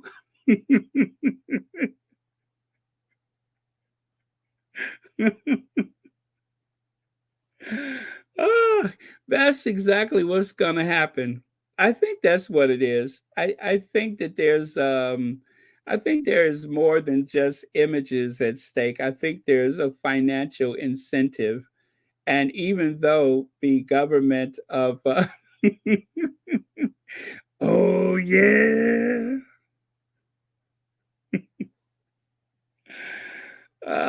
Even though the government of Kenya requested the visit, I'm pretty sure that the conversation may have started a little further north than Kenya, like, I don't know, Downing Street. So I wouldn't be too surprised by that. So right here, King Charles visit Kenya tomorrow. The Kenyan Human Rights Commission has petitioned the UK government demanding an apology for Britain's human rights violations in Kenya and reparations for victims. Well, this is the face letter, the cover letter, and that is the last page. It is a 10-page document that they have. So I don't have the link for you to find it, but yeah, it is online. It's a 10-page document that they provided for the visit. They want reparations and they want them now. They want a full apology and reparations. Well, I have to tell you this much. It is very well written. As a matter of fact, that statement, this one, the one that I butchered so badly, that is very well written too. So, and this trigger warning is some black and white still images of that atrocity, the troubles or the uprising, whatever you want to call it, the Mama uprising. They had a concentration camp, an internment camp. They used torture. They had mass hangings and such. It was horrendous. Now I've heard a toll of some 10,000. I'm pretty sure that that was underestimated. There was starvation that occurred. And of course, upon leaving, they burned as many documents as possible. And whatever they couldn't burn was actually taken. They urged the officials to take those documents out to the waters in still water, not a tide, but still waters, and just dump whatever evidence there was into the sea. So they were pretty busy trying to cover up their tracks.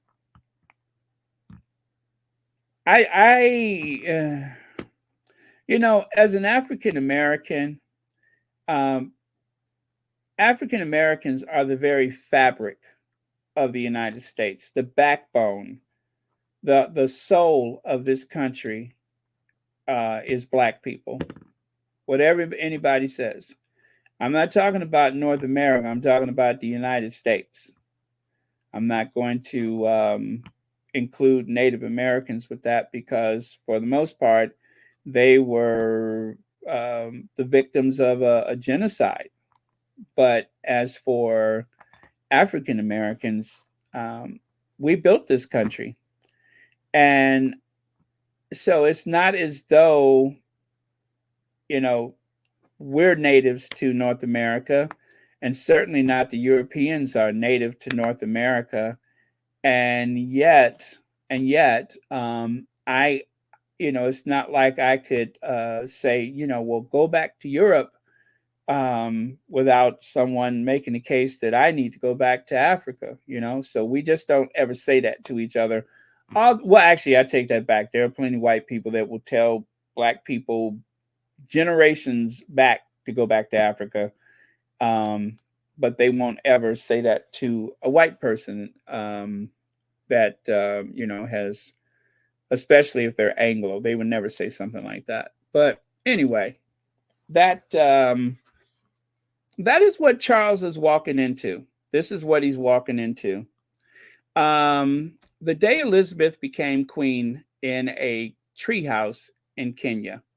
So the queen was literally on a vacation in a treehouse in Kenya when she found out that her father died from a suspected blood clot, having already had one lung removed because of his lung cancer.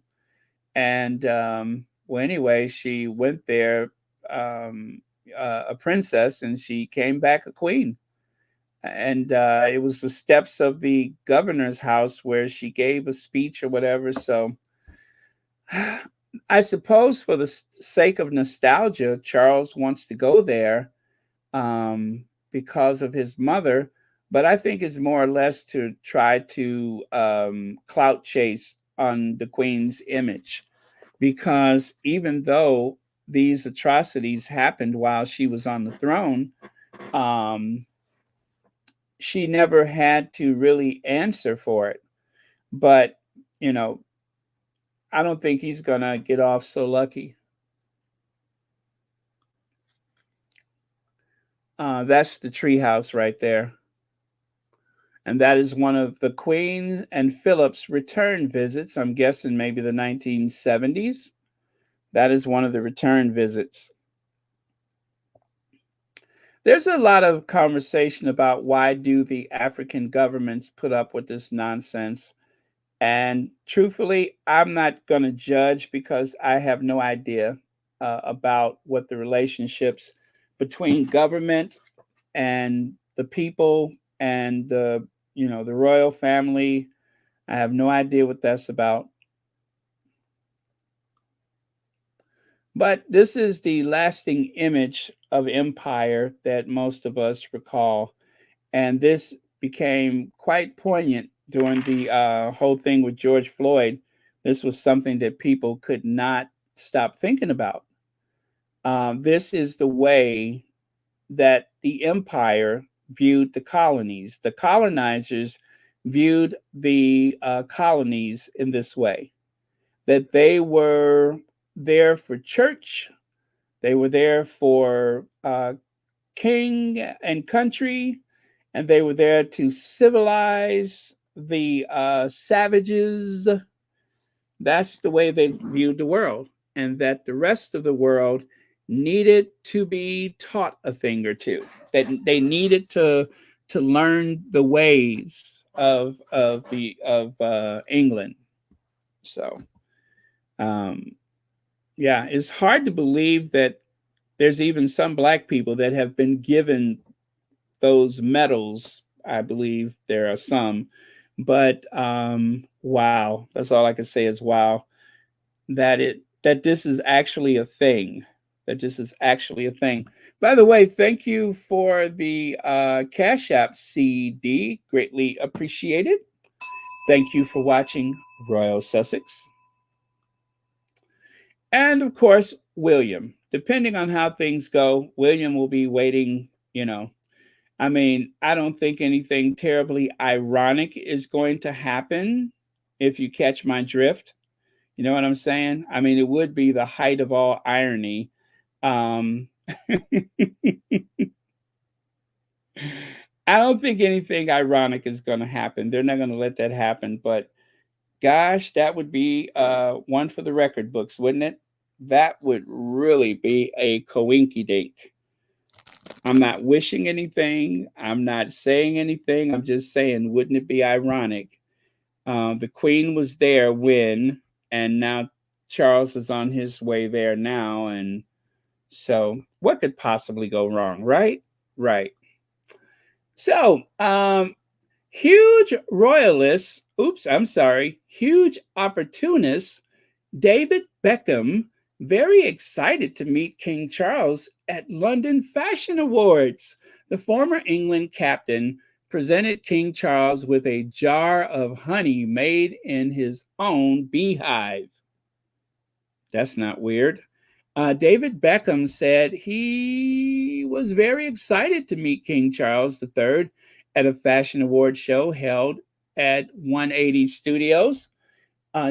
But let's remember, the Beckhams are the ultimate social climbers.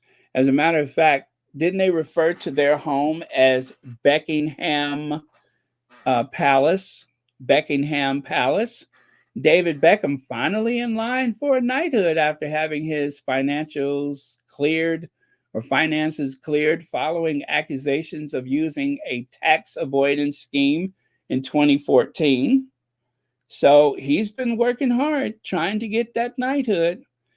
David Beckham snubbed by King Charles' New Year's honor list year after leaked emails. Um, anyway, good luck to David Beckham. I mean, he's licking a lot of boots and kissing a lot of whatever to kissing hands. I'll say hands or hams in Charles' case. Kissing Charles's ham because his hand to me looked like a big ham. But yeah, he's working hard for the title, for the knighthood. So I wish him every luck. If it's important to him, it doesn't mean anything to me. But if it's important to him, good luck. And of course, they're making that big deal about um, the Beckhams not being friends with the Sussexes anymore. I don't know that they were ever that close in the first place. I mean, think about it like this. If you were Prince Harry and you had enough sense to dodge your dad and the cash for honors scheme, don't you think Prince Harry has enough sense to avoid David Beckham and his wife? Don't you think he got enough sense to avoid their scheming? Like, I'm only talking to you because I want to be knighted. This is a step closer to your father, right? So that was then, but this is now. I don't know that they were ever so close before. And I nearly spit my coffee up the other day. I was listening to another Sussex friendly space, and I heard them say that they didn't know that David Beckham's voice was so high. David Beckham is a bit of a curiosity. I mean, he has those good looks like he should play James Bond. People even used to say he should play James Bond. And when they would say that, you know what I would say? Okay, so long as he don't open his mouth because he has a very twangy, very high-pitched voice. I mean, it's frightening to hear his voice. I mean, it's not so bad. And surely, if you heard him, maybe you haven't noticed that his voice doesn't seem to go with his face. But yeah, instead of having that rather highbrow tone of voice, he sounds very country. He sounds very rural and provincial. And that, I think, is one of the things that uh, probably holds him back socially.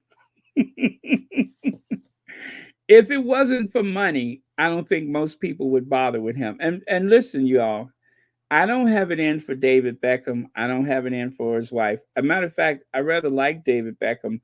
I like his work ethic. I know he has his sleazier points, his rather dodgy, sketchy side. But as a person, I've always liked him. I thought he had a good work ethic, and I like the devotion that he has to his family. I'm always for family, so I don't have it in for him. I don't. I'm not just being critical of him, but um, and you know what? Like I said, I'm even paying him the compliment. If this makes him happy, I'm happy. I don't really care. Good luck to him. That's what I have to say. Is good luck. Now let's get to Mrs. Magoo.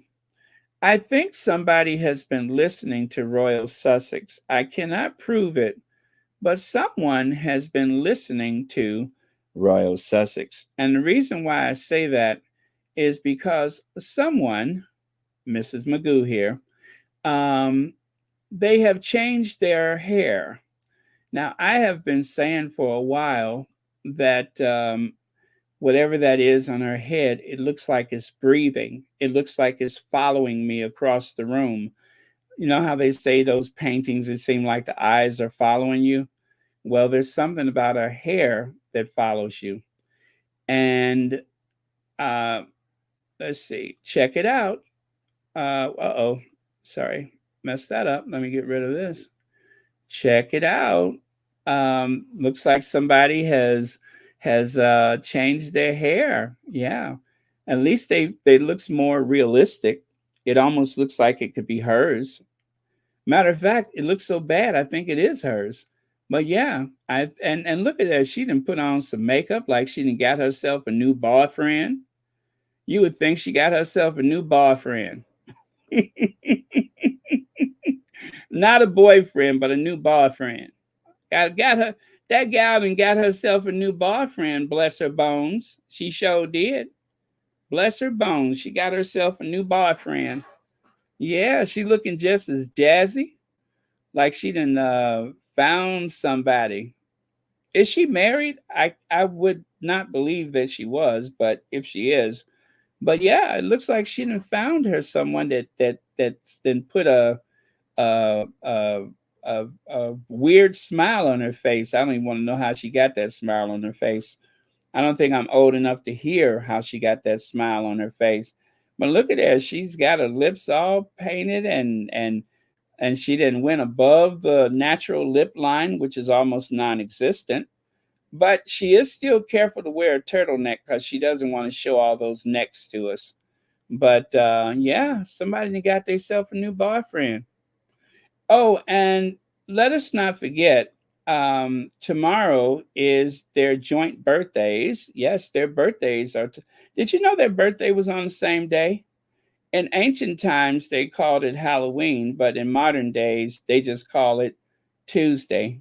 Yeah, for the rest of the world is Halloween, but for Nana and for Mrs. Magoo, it's not really a holiday for them. It's just Tuesday.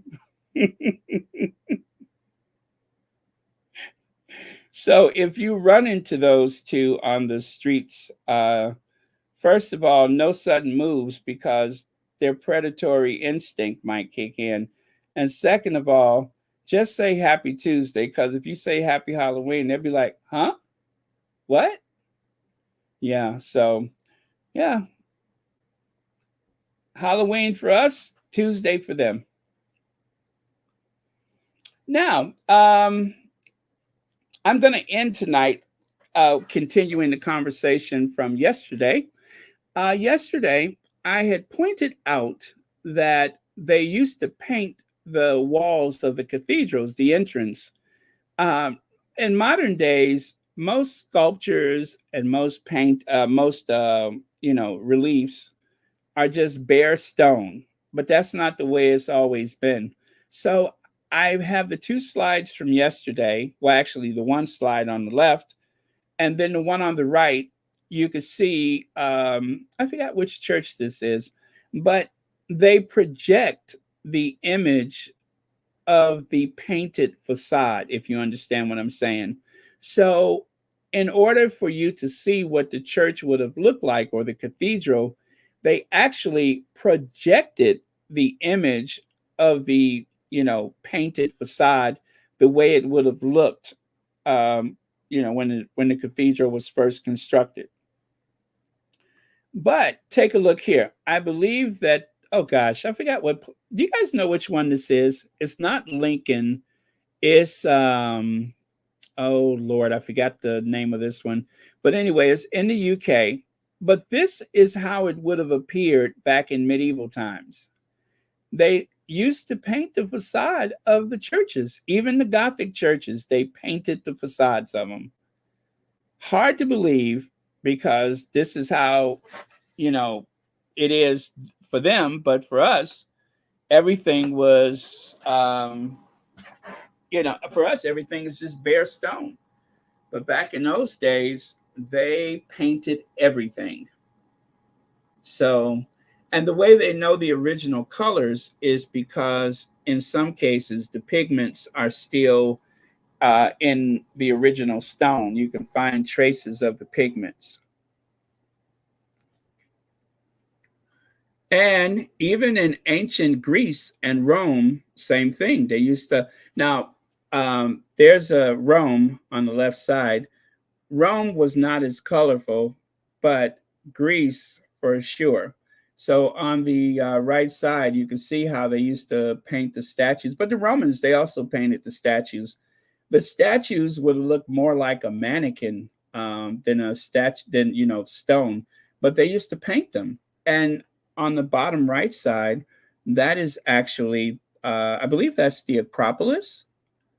But they used to paint all around. Everything was colorful. It wasn't the drab colors that we see nowadays. It wasn't until like I believe it was during the time of like Michelangelo, like the Renaissance, is when they for sure they thought painting sculptures from the ancient times before that, that they thought that the purity of the marble was more appealing, right? So especially Michelangelo, he did not believe in the idea of painting stone. He hated it. He wanted the purity of the white Carrara marble to show through. Right? Isn't that interesting? Sure did. Check this out. This, I believe that is a Greek statue. I think that's Greek. But if this was the old days, and remember, the way they can find the colors is because even though to the naked eye you can't see it, it is still some of the pigment in the very porous surface of the stone. But that is the way it would have appeared originally. Now, that right there seems rather jarring as far as I'm concerned. That seems like something that you would have worn back in the 70s to like a concert or whatever. But in the original form, that's the way that statue would have appeared.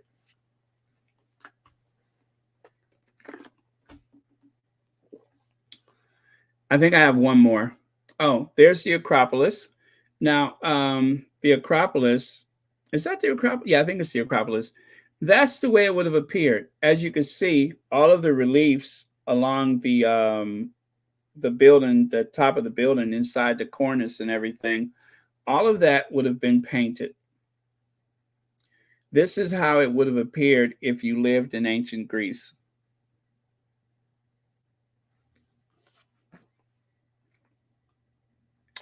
And this one right here, those ladies would have also have been painted.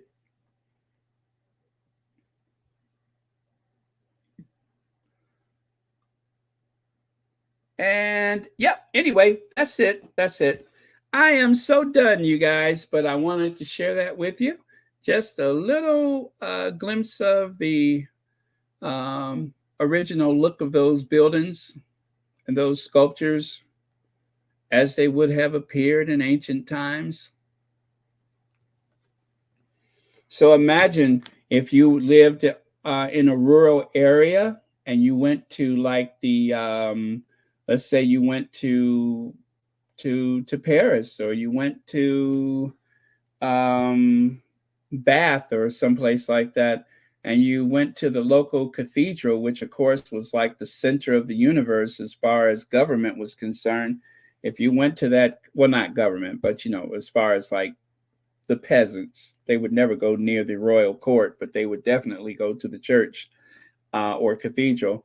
And yeah, just imagine if you were someplace rural and you went to a city in medieval times and you saw something like this. It would be so different from anything else you've ever known. This would like this would like be we'll compare, that is, should I say. Just imagine if you had never seen something like the Empire State Building. If you were coming from another country and you had never seen a skyscraper, this would be the impression that you would have in ancient times if you've seen one of these churches. Anyway, just thought I would share that with you. Thank you for being here, everyone. Thank you and good night. Thank you, moderators, for keeping this a safe space. We did hunt down that that troll from last night. Thank goodness. Also, Anne of the Duchess of Success has been having trouble with her internet, so she's going to try it again tomorrow. For those of you that have been worried, she had some internet trouble, so she's going to give it another try tomorrow. She tried today and it just wasn't working out for her. So give her a chance tomorrow to, try to make it work. Let me see who else. And of course, Church Nellie hopefully is recovering. But I don't know if anybody's heard from Church Nellie. But if you have, please send our love. But yeah, I'm hoping that she's on the mend. Let me see. I knew the Greeks, Egyptians painted. Wow. Yeah, well, the ancient Gothic cathedrals, they used to do the same thing. It was like a kaleidoscope of light on the inside with the stained glass, and then on the outside, They would paint the entrance where it looked like you were going into, well, I mean, of course, those figures on the facade, those that is the story of the Bible. It plays out in the reliefs, the sculptures and such. It also plays out in the stained glass because back in those days, most people were not literate. Most people could not read or write, and so to teach the story of the Bible, of creation and such, they would depend upon the stained glass and the sculptures to tell the story.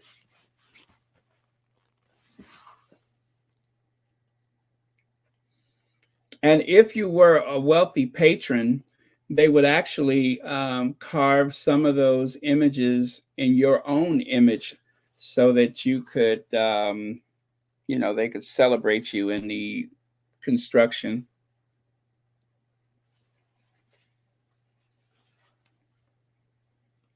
I'm a big fan of architecture. I'm always interested in seeing stuff like that. All right, let me get back up top. Get back up here. There we go. Well, thank you, Pam Porter. Oh, Dansby, I had fun too. I hope you all have learned a little bit more about that Middleton family because one of these days, Kate's going to be the queen consort. And I think it's important that we shed a little light on, those Middletons because they're going to be very important on the geopolitical stage. And I just want people to know all about them just as much as they want us to know about the Sussexes and the Duchess of Sussex. I want to make sure that I pay it forward. I'm going to do everything I can to pay it forward. I want to make sure they get everything they got coming.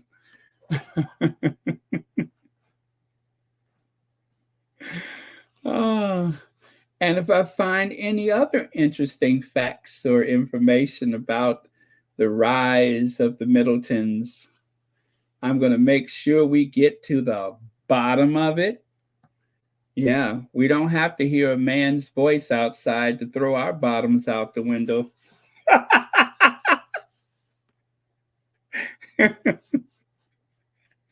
You know what I mean? We don't have to hear a man's voice to throw our bottoms out the window. We'll just throw them out there anytime. We don't have to be compelled to do that because we heard a man's voice. That's tacky.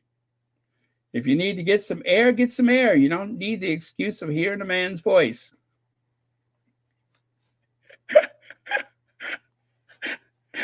Woo!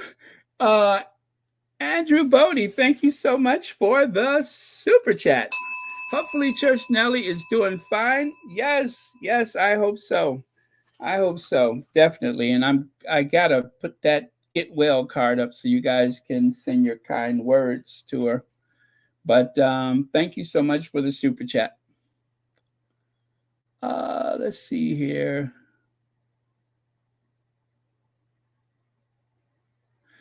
I did not. Huh. The middle cons. I like that.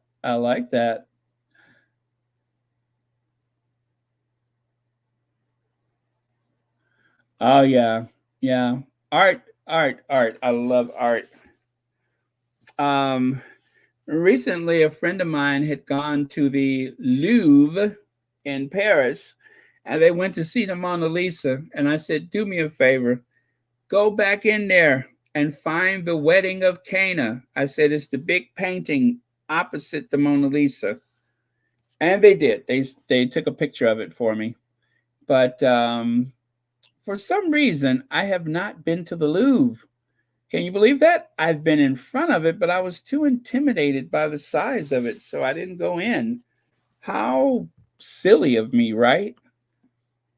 If it's anything like going to the Sistine Chapel, when I went to the Sistine Chapel, I had to go through a gauntlet of tourists to get to it. And I'm not claustrophobic, And, but I felt like the walls were closing in on me because having to go through the crowds of people to get there, that was exhausting. So it was definitely worth it.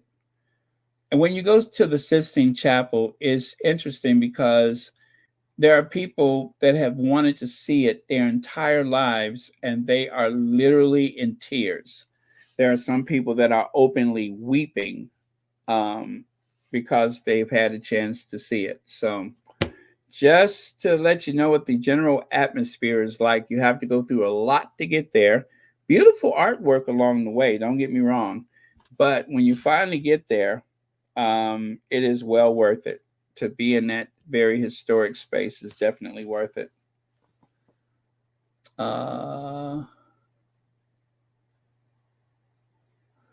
Let me see here.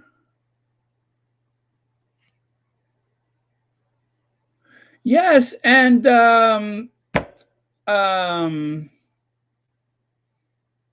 let me see. Who else am I missing?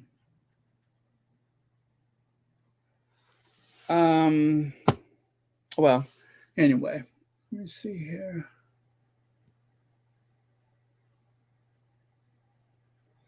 Okay, I'm just reading some of your comments.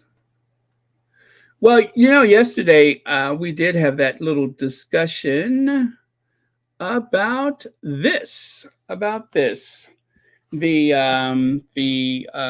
Colosseum, and I was saying I would love to see it restored. Oh, why do I keep hitting the wrong button? I would love to see it restored. Yes, I would love to see that restored, brought back to its former glory.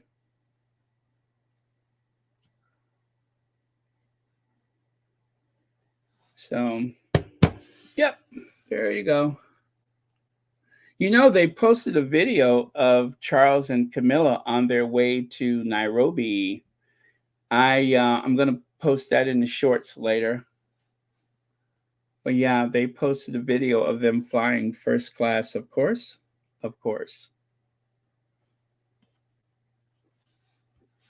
Oh well, you guys. Tomorrow is Tuesday for Nana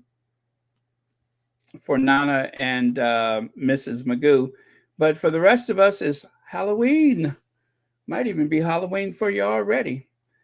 A lot of people say that it's a pagan holiday and all that kind of stuff. I just like to see people dress up. I think it's fun. I love to see the clever costumes.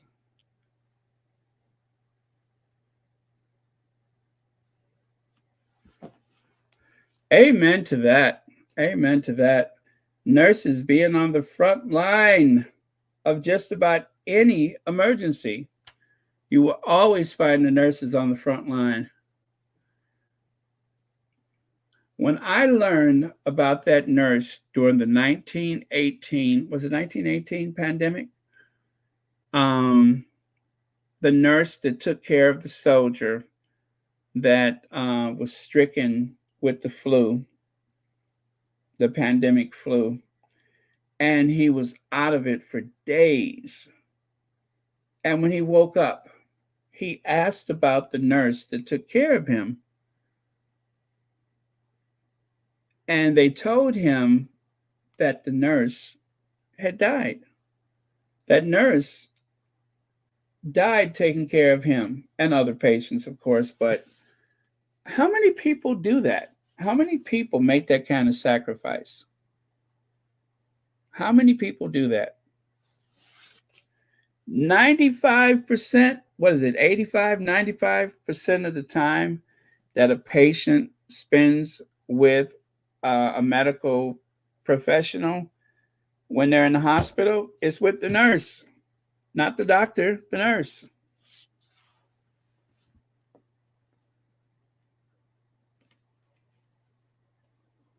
Too cold for dressing up? Yeah.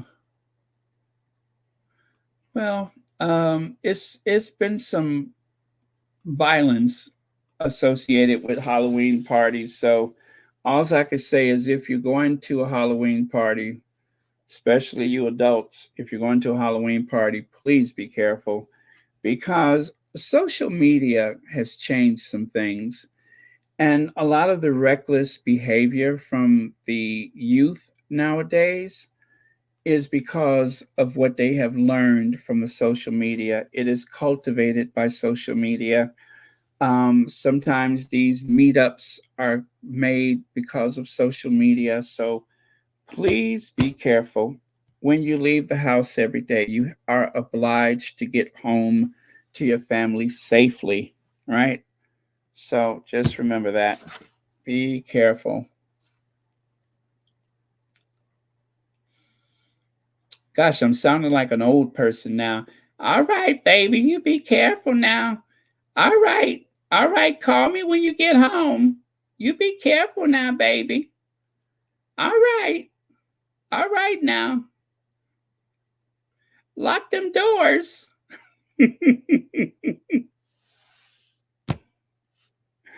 I'm just watching you walk to your car. Hurry up and lock them doors. All right, you got enough gas?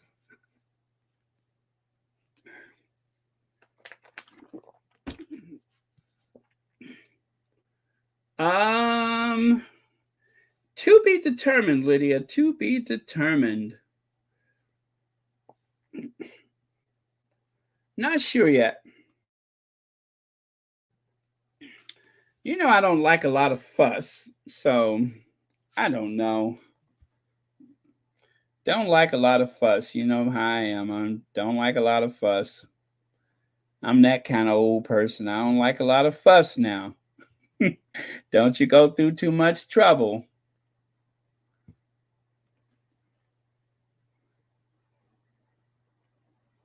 Hmm.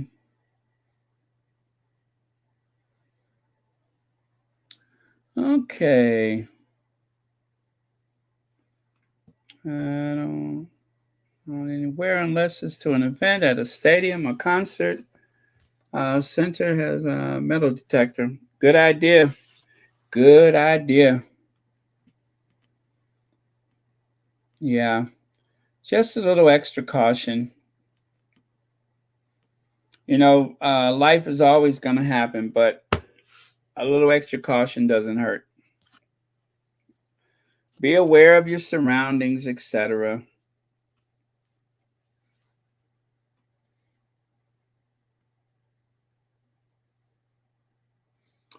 I used to I used to have a bumper sticker and it said fat people are hard to kidnap. I did. I used to have a bumper sticker. It said fat people are hard to kidnap.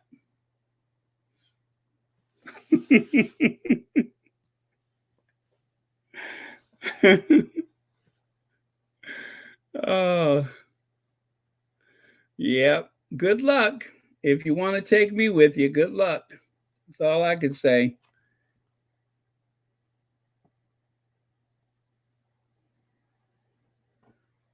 Let me see. Aisha, elegant outfits. It's how both Duchess Meghan and her mother entered and exit a car or train. Here, here. Yeah, I cannot get over that stepping out of the Bentley. I cannot get over that one. That one, I don't have words for it. I don't have words for it. I was genuinely shocked when I saw that one. I've seen her sitting next to the Queen before, right? But the one of her getting out of the car, that's embarrassing. That is truly, truly embarrassing. I would have been so embarrassed if a child of mine um, was with an elder, especially, you know, a head of state, no less, and that's how you step out of the car. That's embarrassing. And this is someone that's what 30 years old. That's not a kid. That's not a kid. They married 11 years ago, right? 11, 12 years ago. That's a 30-year-old woman. That's not a teenager. That's a 30-year-old woman with the Queen of the United Kingdom.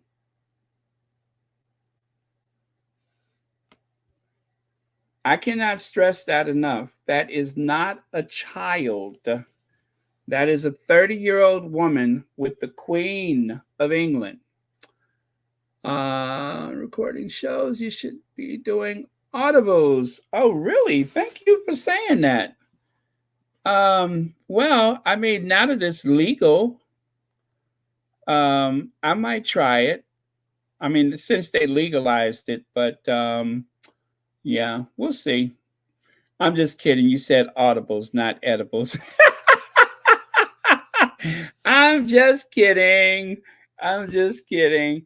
But I had you going for a minute there, though, didn't I?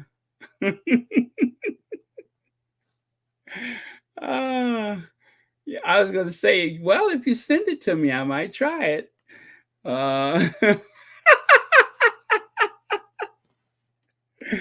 Woo! Got you, didn't I? But thank you for the compliment. Wow. That's all I can say is wow. And what if Philip was with them? What if Philip was with them? Right? What if Philip was there? How would that look?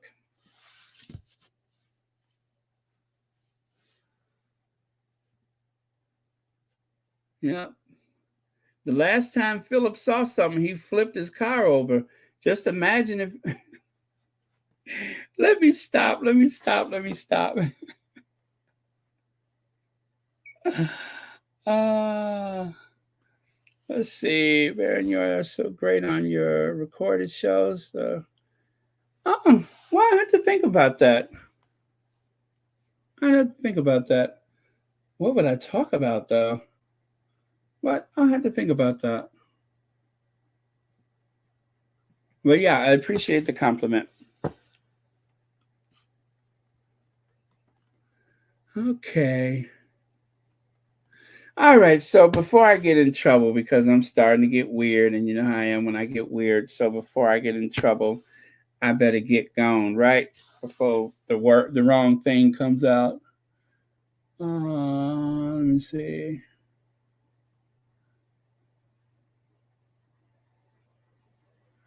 Oh well, thank you so much. I have to make sure that I, re-record portions of it, just to make sure I get it right.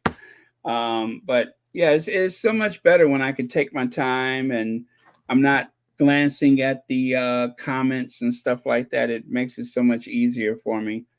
Because usually when I'm doing this, I'm glancing at the comments and everything. But when I do those pre-recorded videos, I could take my time and relax and do my anchor man voice.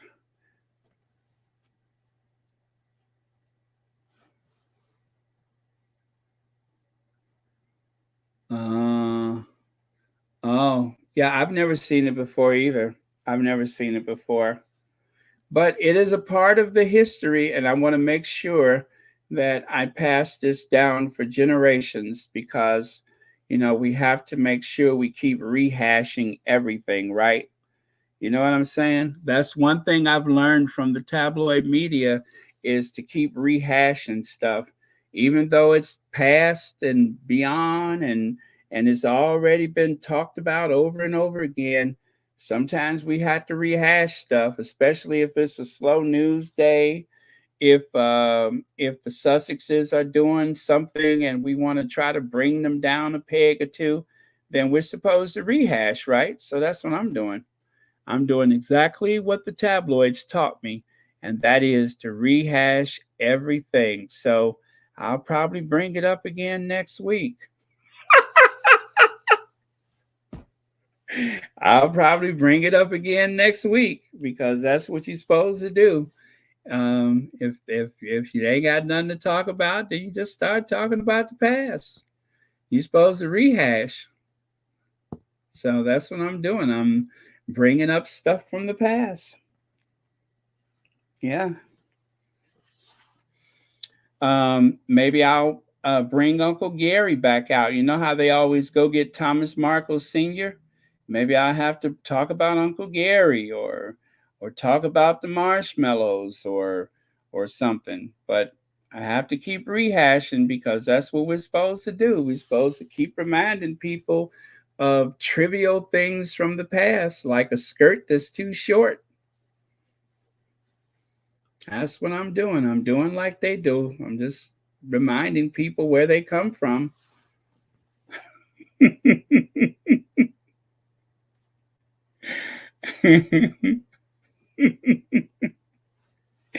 Okay, I'm gonna go for real because I'm starting to get weird. All right, love you guys. I will see you all tomorrow.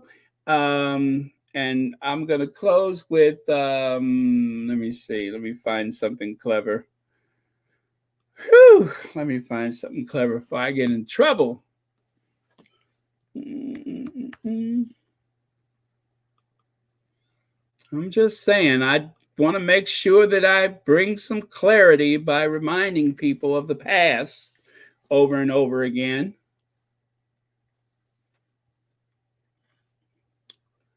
Let me see. Oh, here's one. Here's one.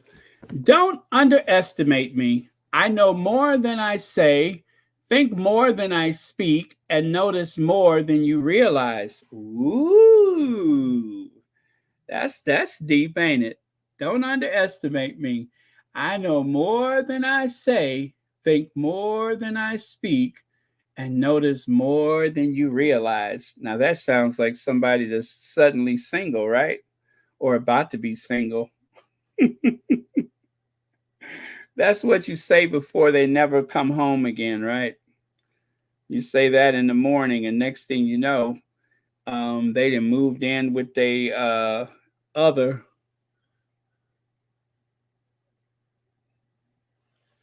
Let's find something a little more appealing than that.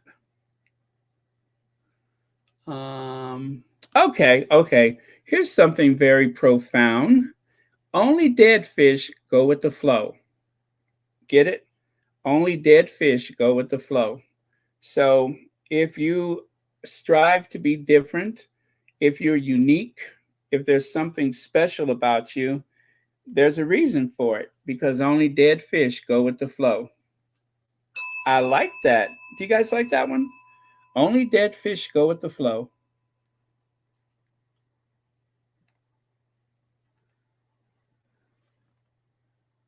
Uh,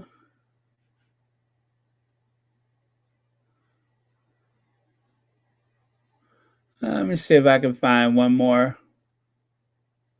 Oh, here's a quote from Dr. Seuss. I know I'm going to mess this up. Unless someone you care a lot. Wait, see, I done already done it. Dr. Seuss is hard. Unless someone likes you, cares a lot, a whole.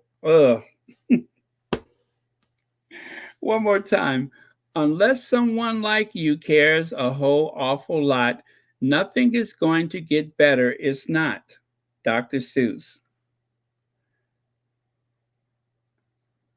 One more time.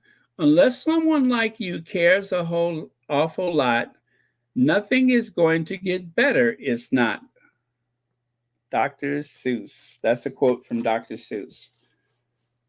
Yeah. Dr. Seuss makes me feel like I just had some tequila, right? Dr. Seuss is like I stepped into a margarita bar. It kind of does my head in a bit.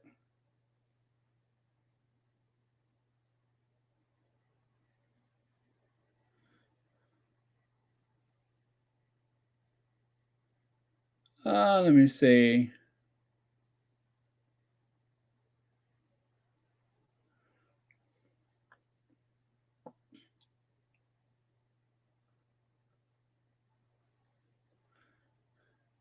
Seven billion smiles, and yours is my favorite. Now that's what you say when you're really feeling a little flirty. 7 billion smiles, and yours is my favorite. Now it's 8 billion. I must have had this for a while. Isn't it like 8 billion people in the world now?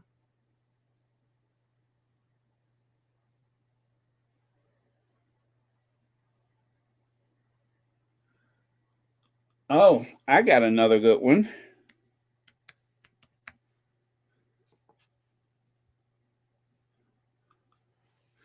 Okay. Let me know if you can relate to this one. A recent study has found that women who carry a little extra weight live longer than the men who mention it. A recent study has found that a woman who carries a little extra weight live longer than the men who mention it.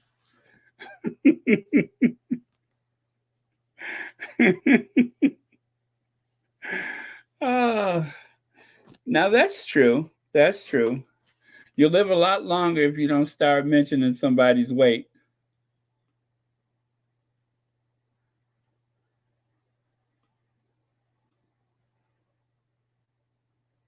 Okay.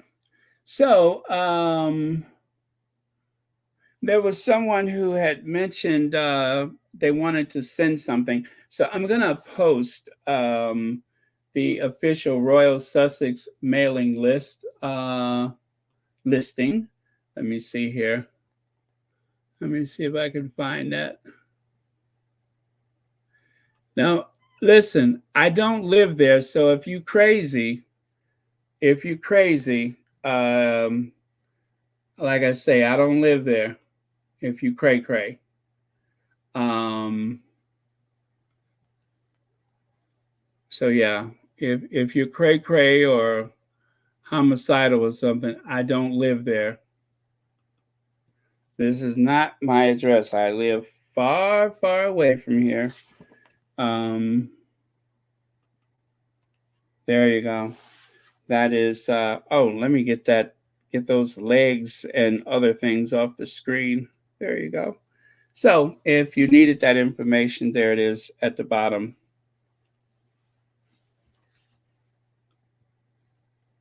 All right, so we're good.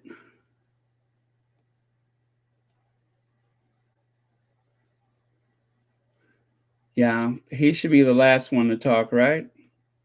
The Orange Menace.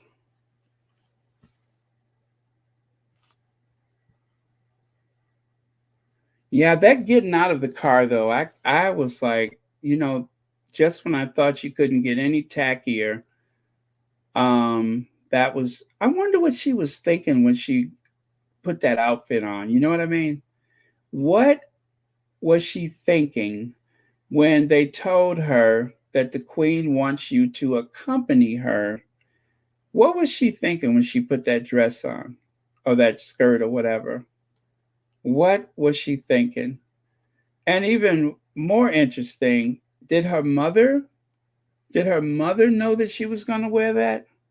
Did William realize that she was leaving Anmer Hall or Kensington Palace? Did William realize that his wife was leaving their home to go and be with his grandmother, and that's what she was wearing? He couldn't have possibly have known. He couldn't possibly.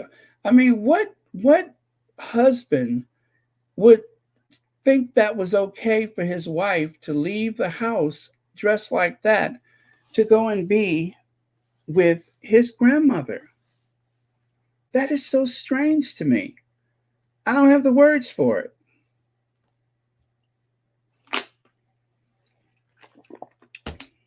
Or am I being too old fashioned?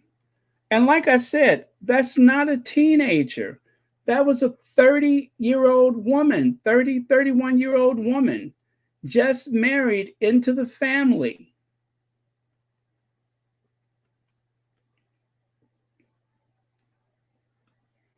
You know what? I need to post that. I'm going to post that on Twitter. I am, just to mess with the derangers. But who does something like that? You're going to be with the queen, right? And you put something like that on, knowing that when you sit down, it goes up. It's going to ride up on you.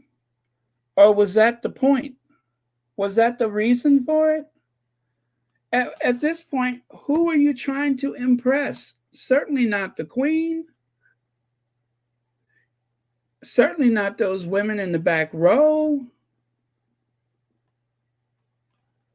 That is bonkers. And there's Meghan, you know, maybe what, 6, 7 years older than what Kate was when she sat there next to the Queen.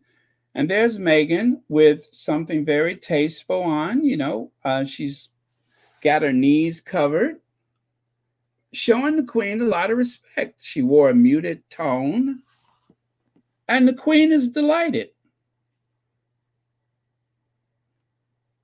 But with Kate, it's just like, that's zero respect. That is zero respect. I mean, that's not my grandmother, but she's somebody's grandmother. And that's what you wear to meet with the Queen. And she didn't just do it once, she did that several times.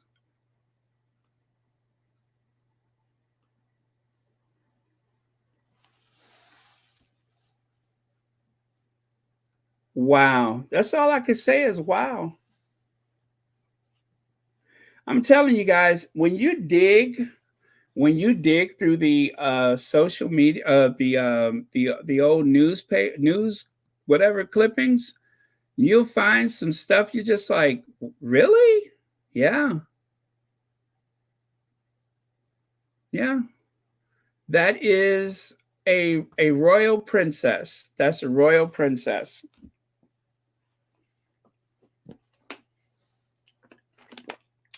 When Meghan wore something that short, I think they went to that to Hamilton or something like that. It was something later. She wore something modern, relative young woman.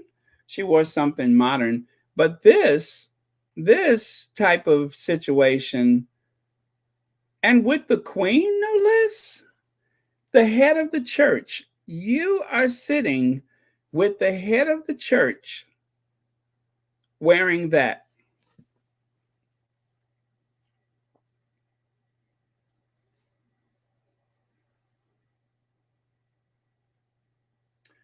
Yeah. Yeah, and I cannot help but think that that was deliberate. How many times can you do that? Or how many times will you do that? How many times will you do that? And why was William okay with that? And just like I said, to me, it had to have been a joke amongst the two of them.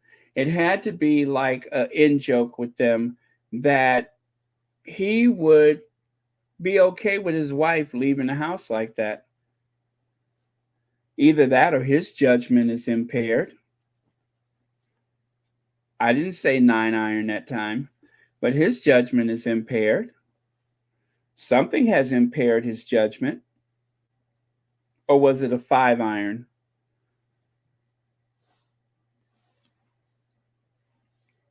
I couldn't believe it though. I really couldn't believe it.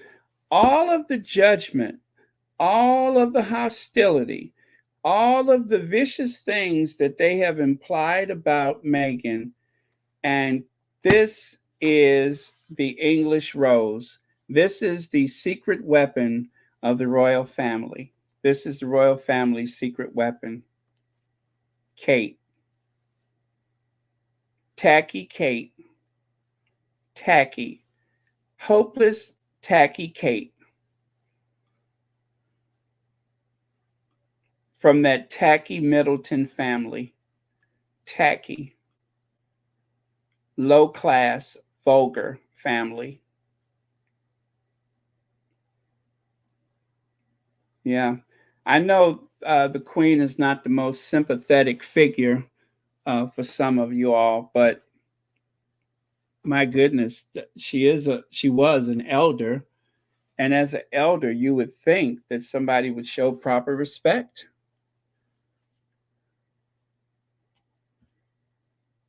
And no doubt, amongst some of the like the lady in waiting or ladies in waiting, and some of the other people in the group there, Lord only knows what that conversation was later that day.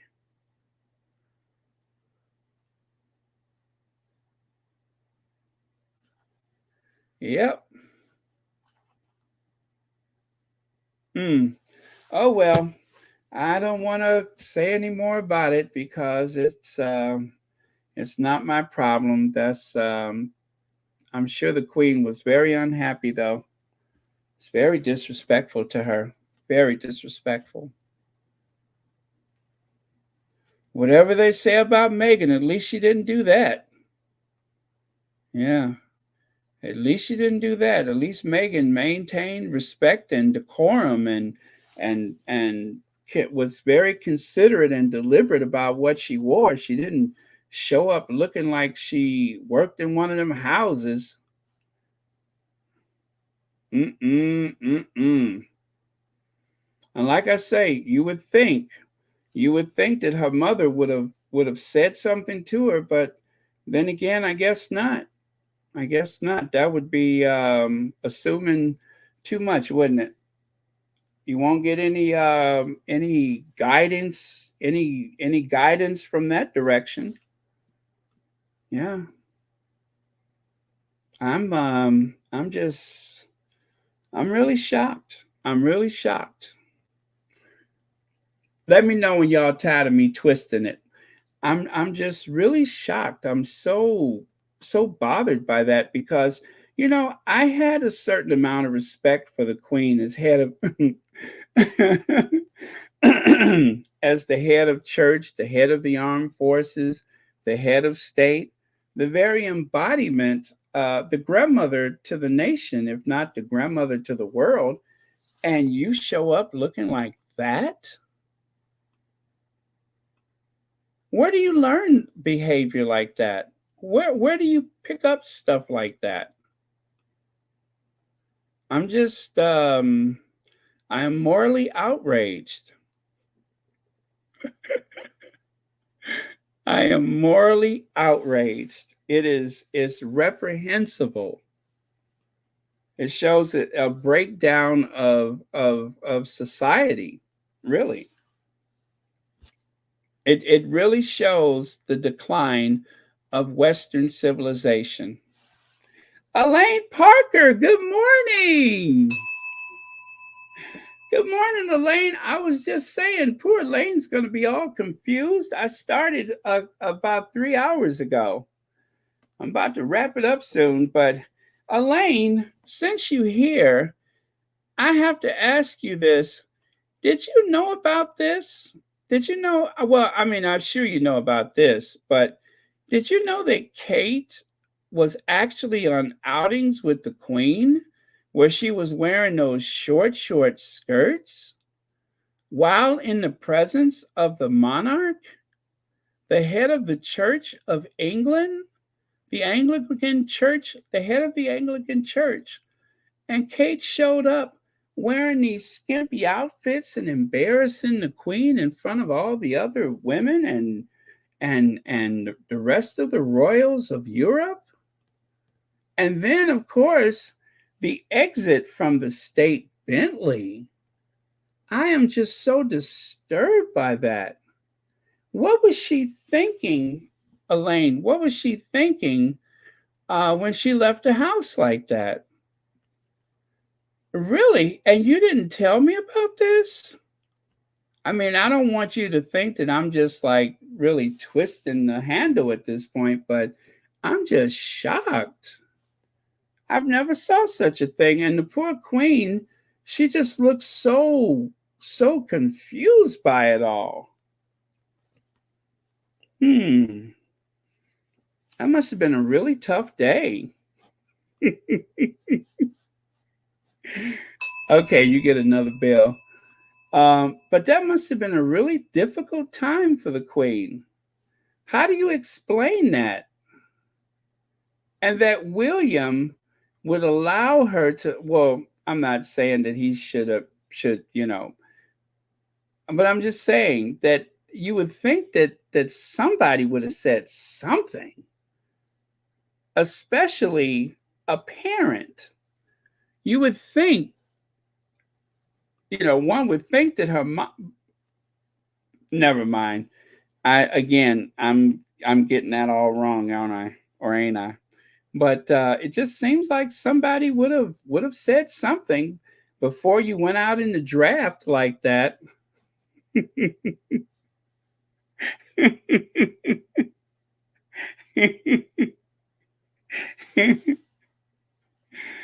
I mean, it's I get the thing about, wanting to show off your legs and all that kind of stuff, but not in the presence of the queen. Yeah, and the thing she made that big fuss about Charlotte wearing tights and all that, and you go to a function with Her Majesty the Queen wearing that short outfit. I'm just shocked. I'm just shocked. I've never seen this before, where she's with the queen and stepping in and out of the state Bentley dressed like that. And the other women are just shocked, especially, is that Susan Hussey? Even Susan Hussey is like, oh, how gauche. So, yeah.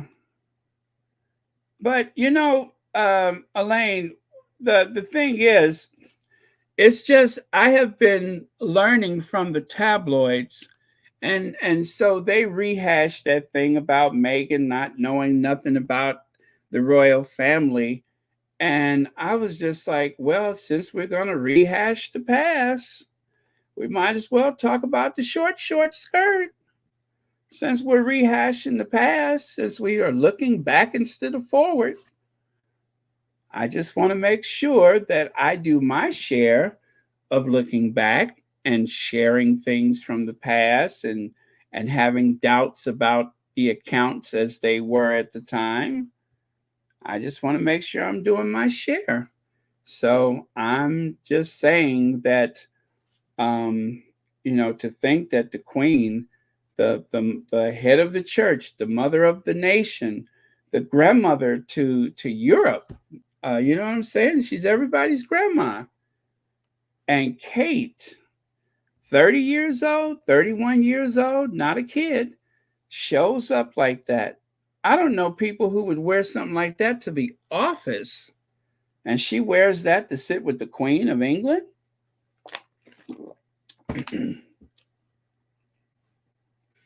A woman whose family can be traced back to William the Conqueror, to Charlemagne.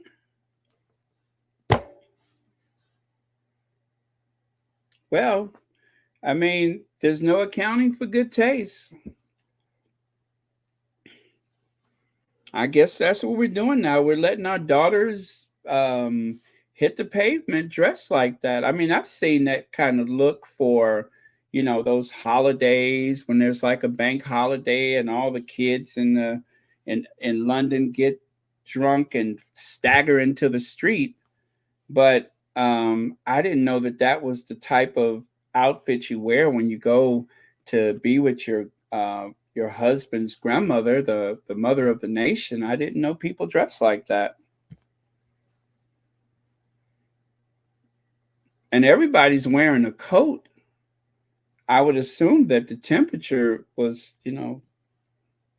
but anyway, that's all I'm going to say about it because I don't want people to think that I'm picking on anybody, but I just wanted to share that because I'd never seen it before, and if it comes up in conversation, at least now you're better prepared. Yeah. So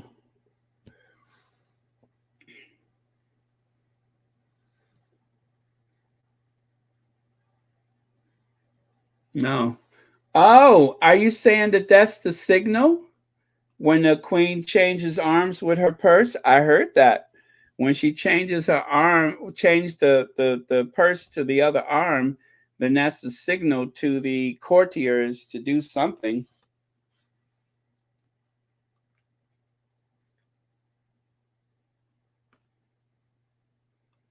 Yeah, but just take a minute and look at how happy the Queen was in Meghan's company. Meghan looked so lovely in that dress.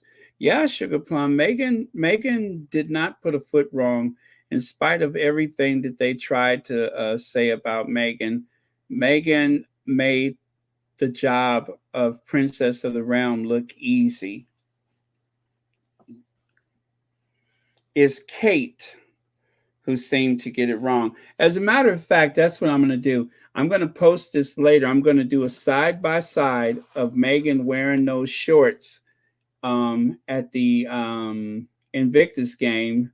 And I'm going to put side by side with Kate in the company of the head of the Church of England, just for reference. You know what I'm saying? Just for reference.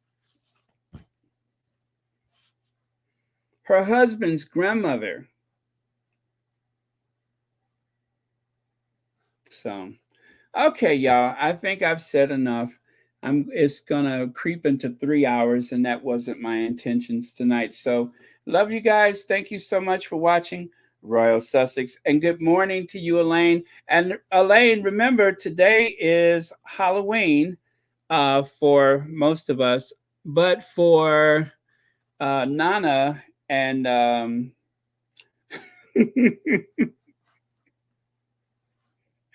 Angela Levin, it's just Tuesday. Yes, for us it's Halloween, but for them it's just Tuesday, because for them every day is Halloween. You know what I mean? Gold eyeshadow, ridiculous wigs, all of that stuff. But for us, it's like a holiday. But for them, it's just Tuesday, and then Wednesday and Thursday. Woo! Okay, I got that out my system. Woo!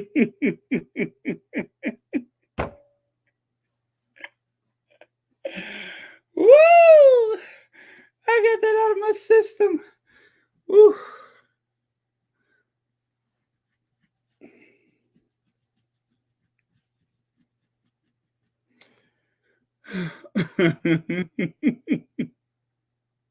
You know, I had this last year. I just only needed to get it out. Okay. I'm gonna go for real. I'm having so much fun. I hate to leave, but I'm fixing to go. All right, so I'm gonna cue the Ginger Adventure, and I will see you all tomorrow. Oh yeah.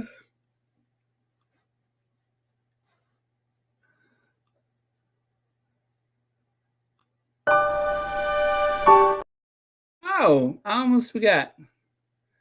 Our queens. There we go. All right. Now I'm done.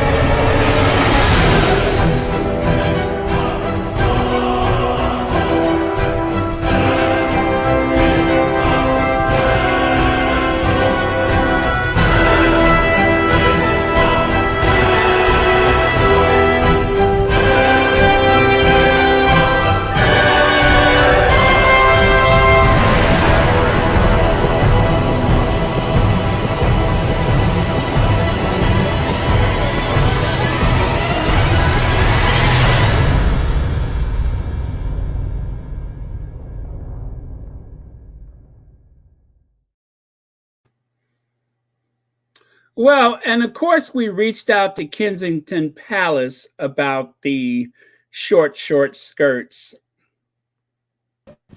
Obviously, it'd be. I would love to have met her, and she's obviously she's an inspirational woman to look up to. Obviously, on to this day, and going forward and things. It is. It's a wonderful family. The members who I've met have achieved a lot, and very inspirational. So yeah, I do. I mean, you got to reach out to Kensington Palace. You can't just let something like that. You know what I mean? You got to reach out to Kensington Palace just to get their side of the story, because otherwise, there's only my reference or my point of view. And I like to be fair and balanced and as impartial as possible. And you know what I'm saying? That's why I said I'm surely Kate's not the only person that heard a man's voice outside and went and threw the window open and threw the window open and turned around and mooned Europe. I'm sure she's not the only person that's done that. I mean, I may have done it on occasion and just forgot about it. So yeah, I surely she's not the only one. Okay, I got that out of my system and I feel light. Now I just feel light. So the unbearable lightness of being. So thank you very much, everyone. See you all tomorrow. No bad energy.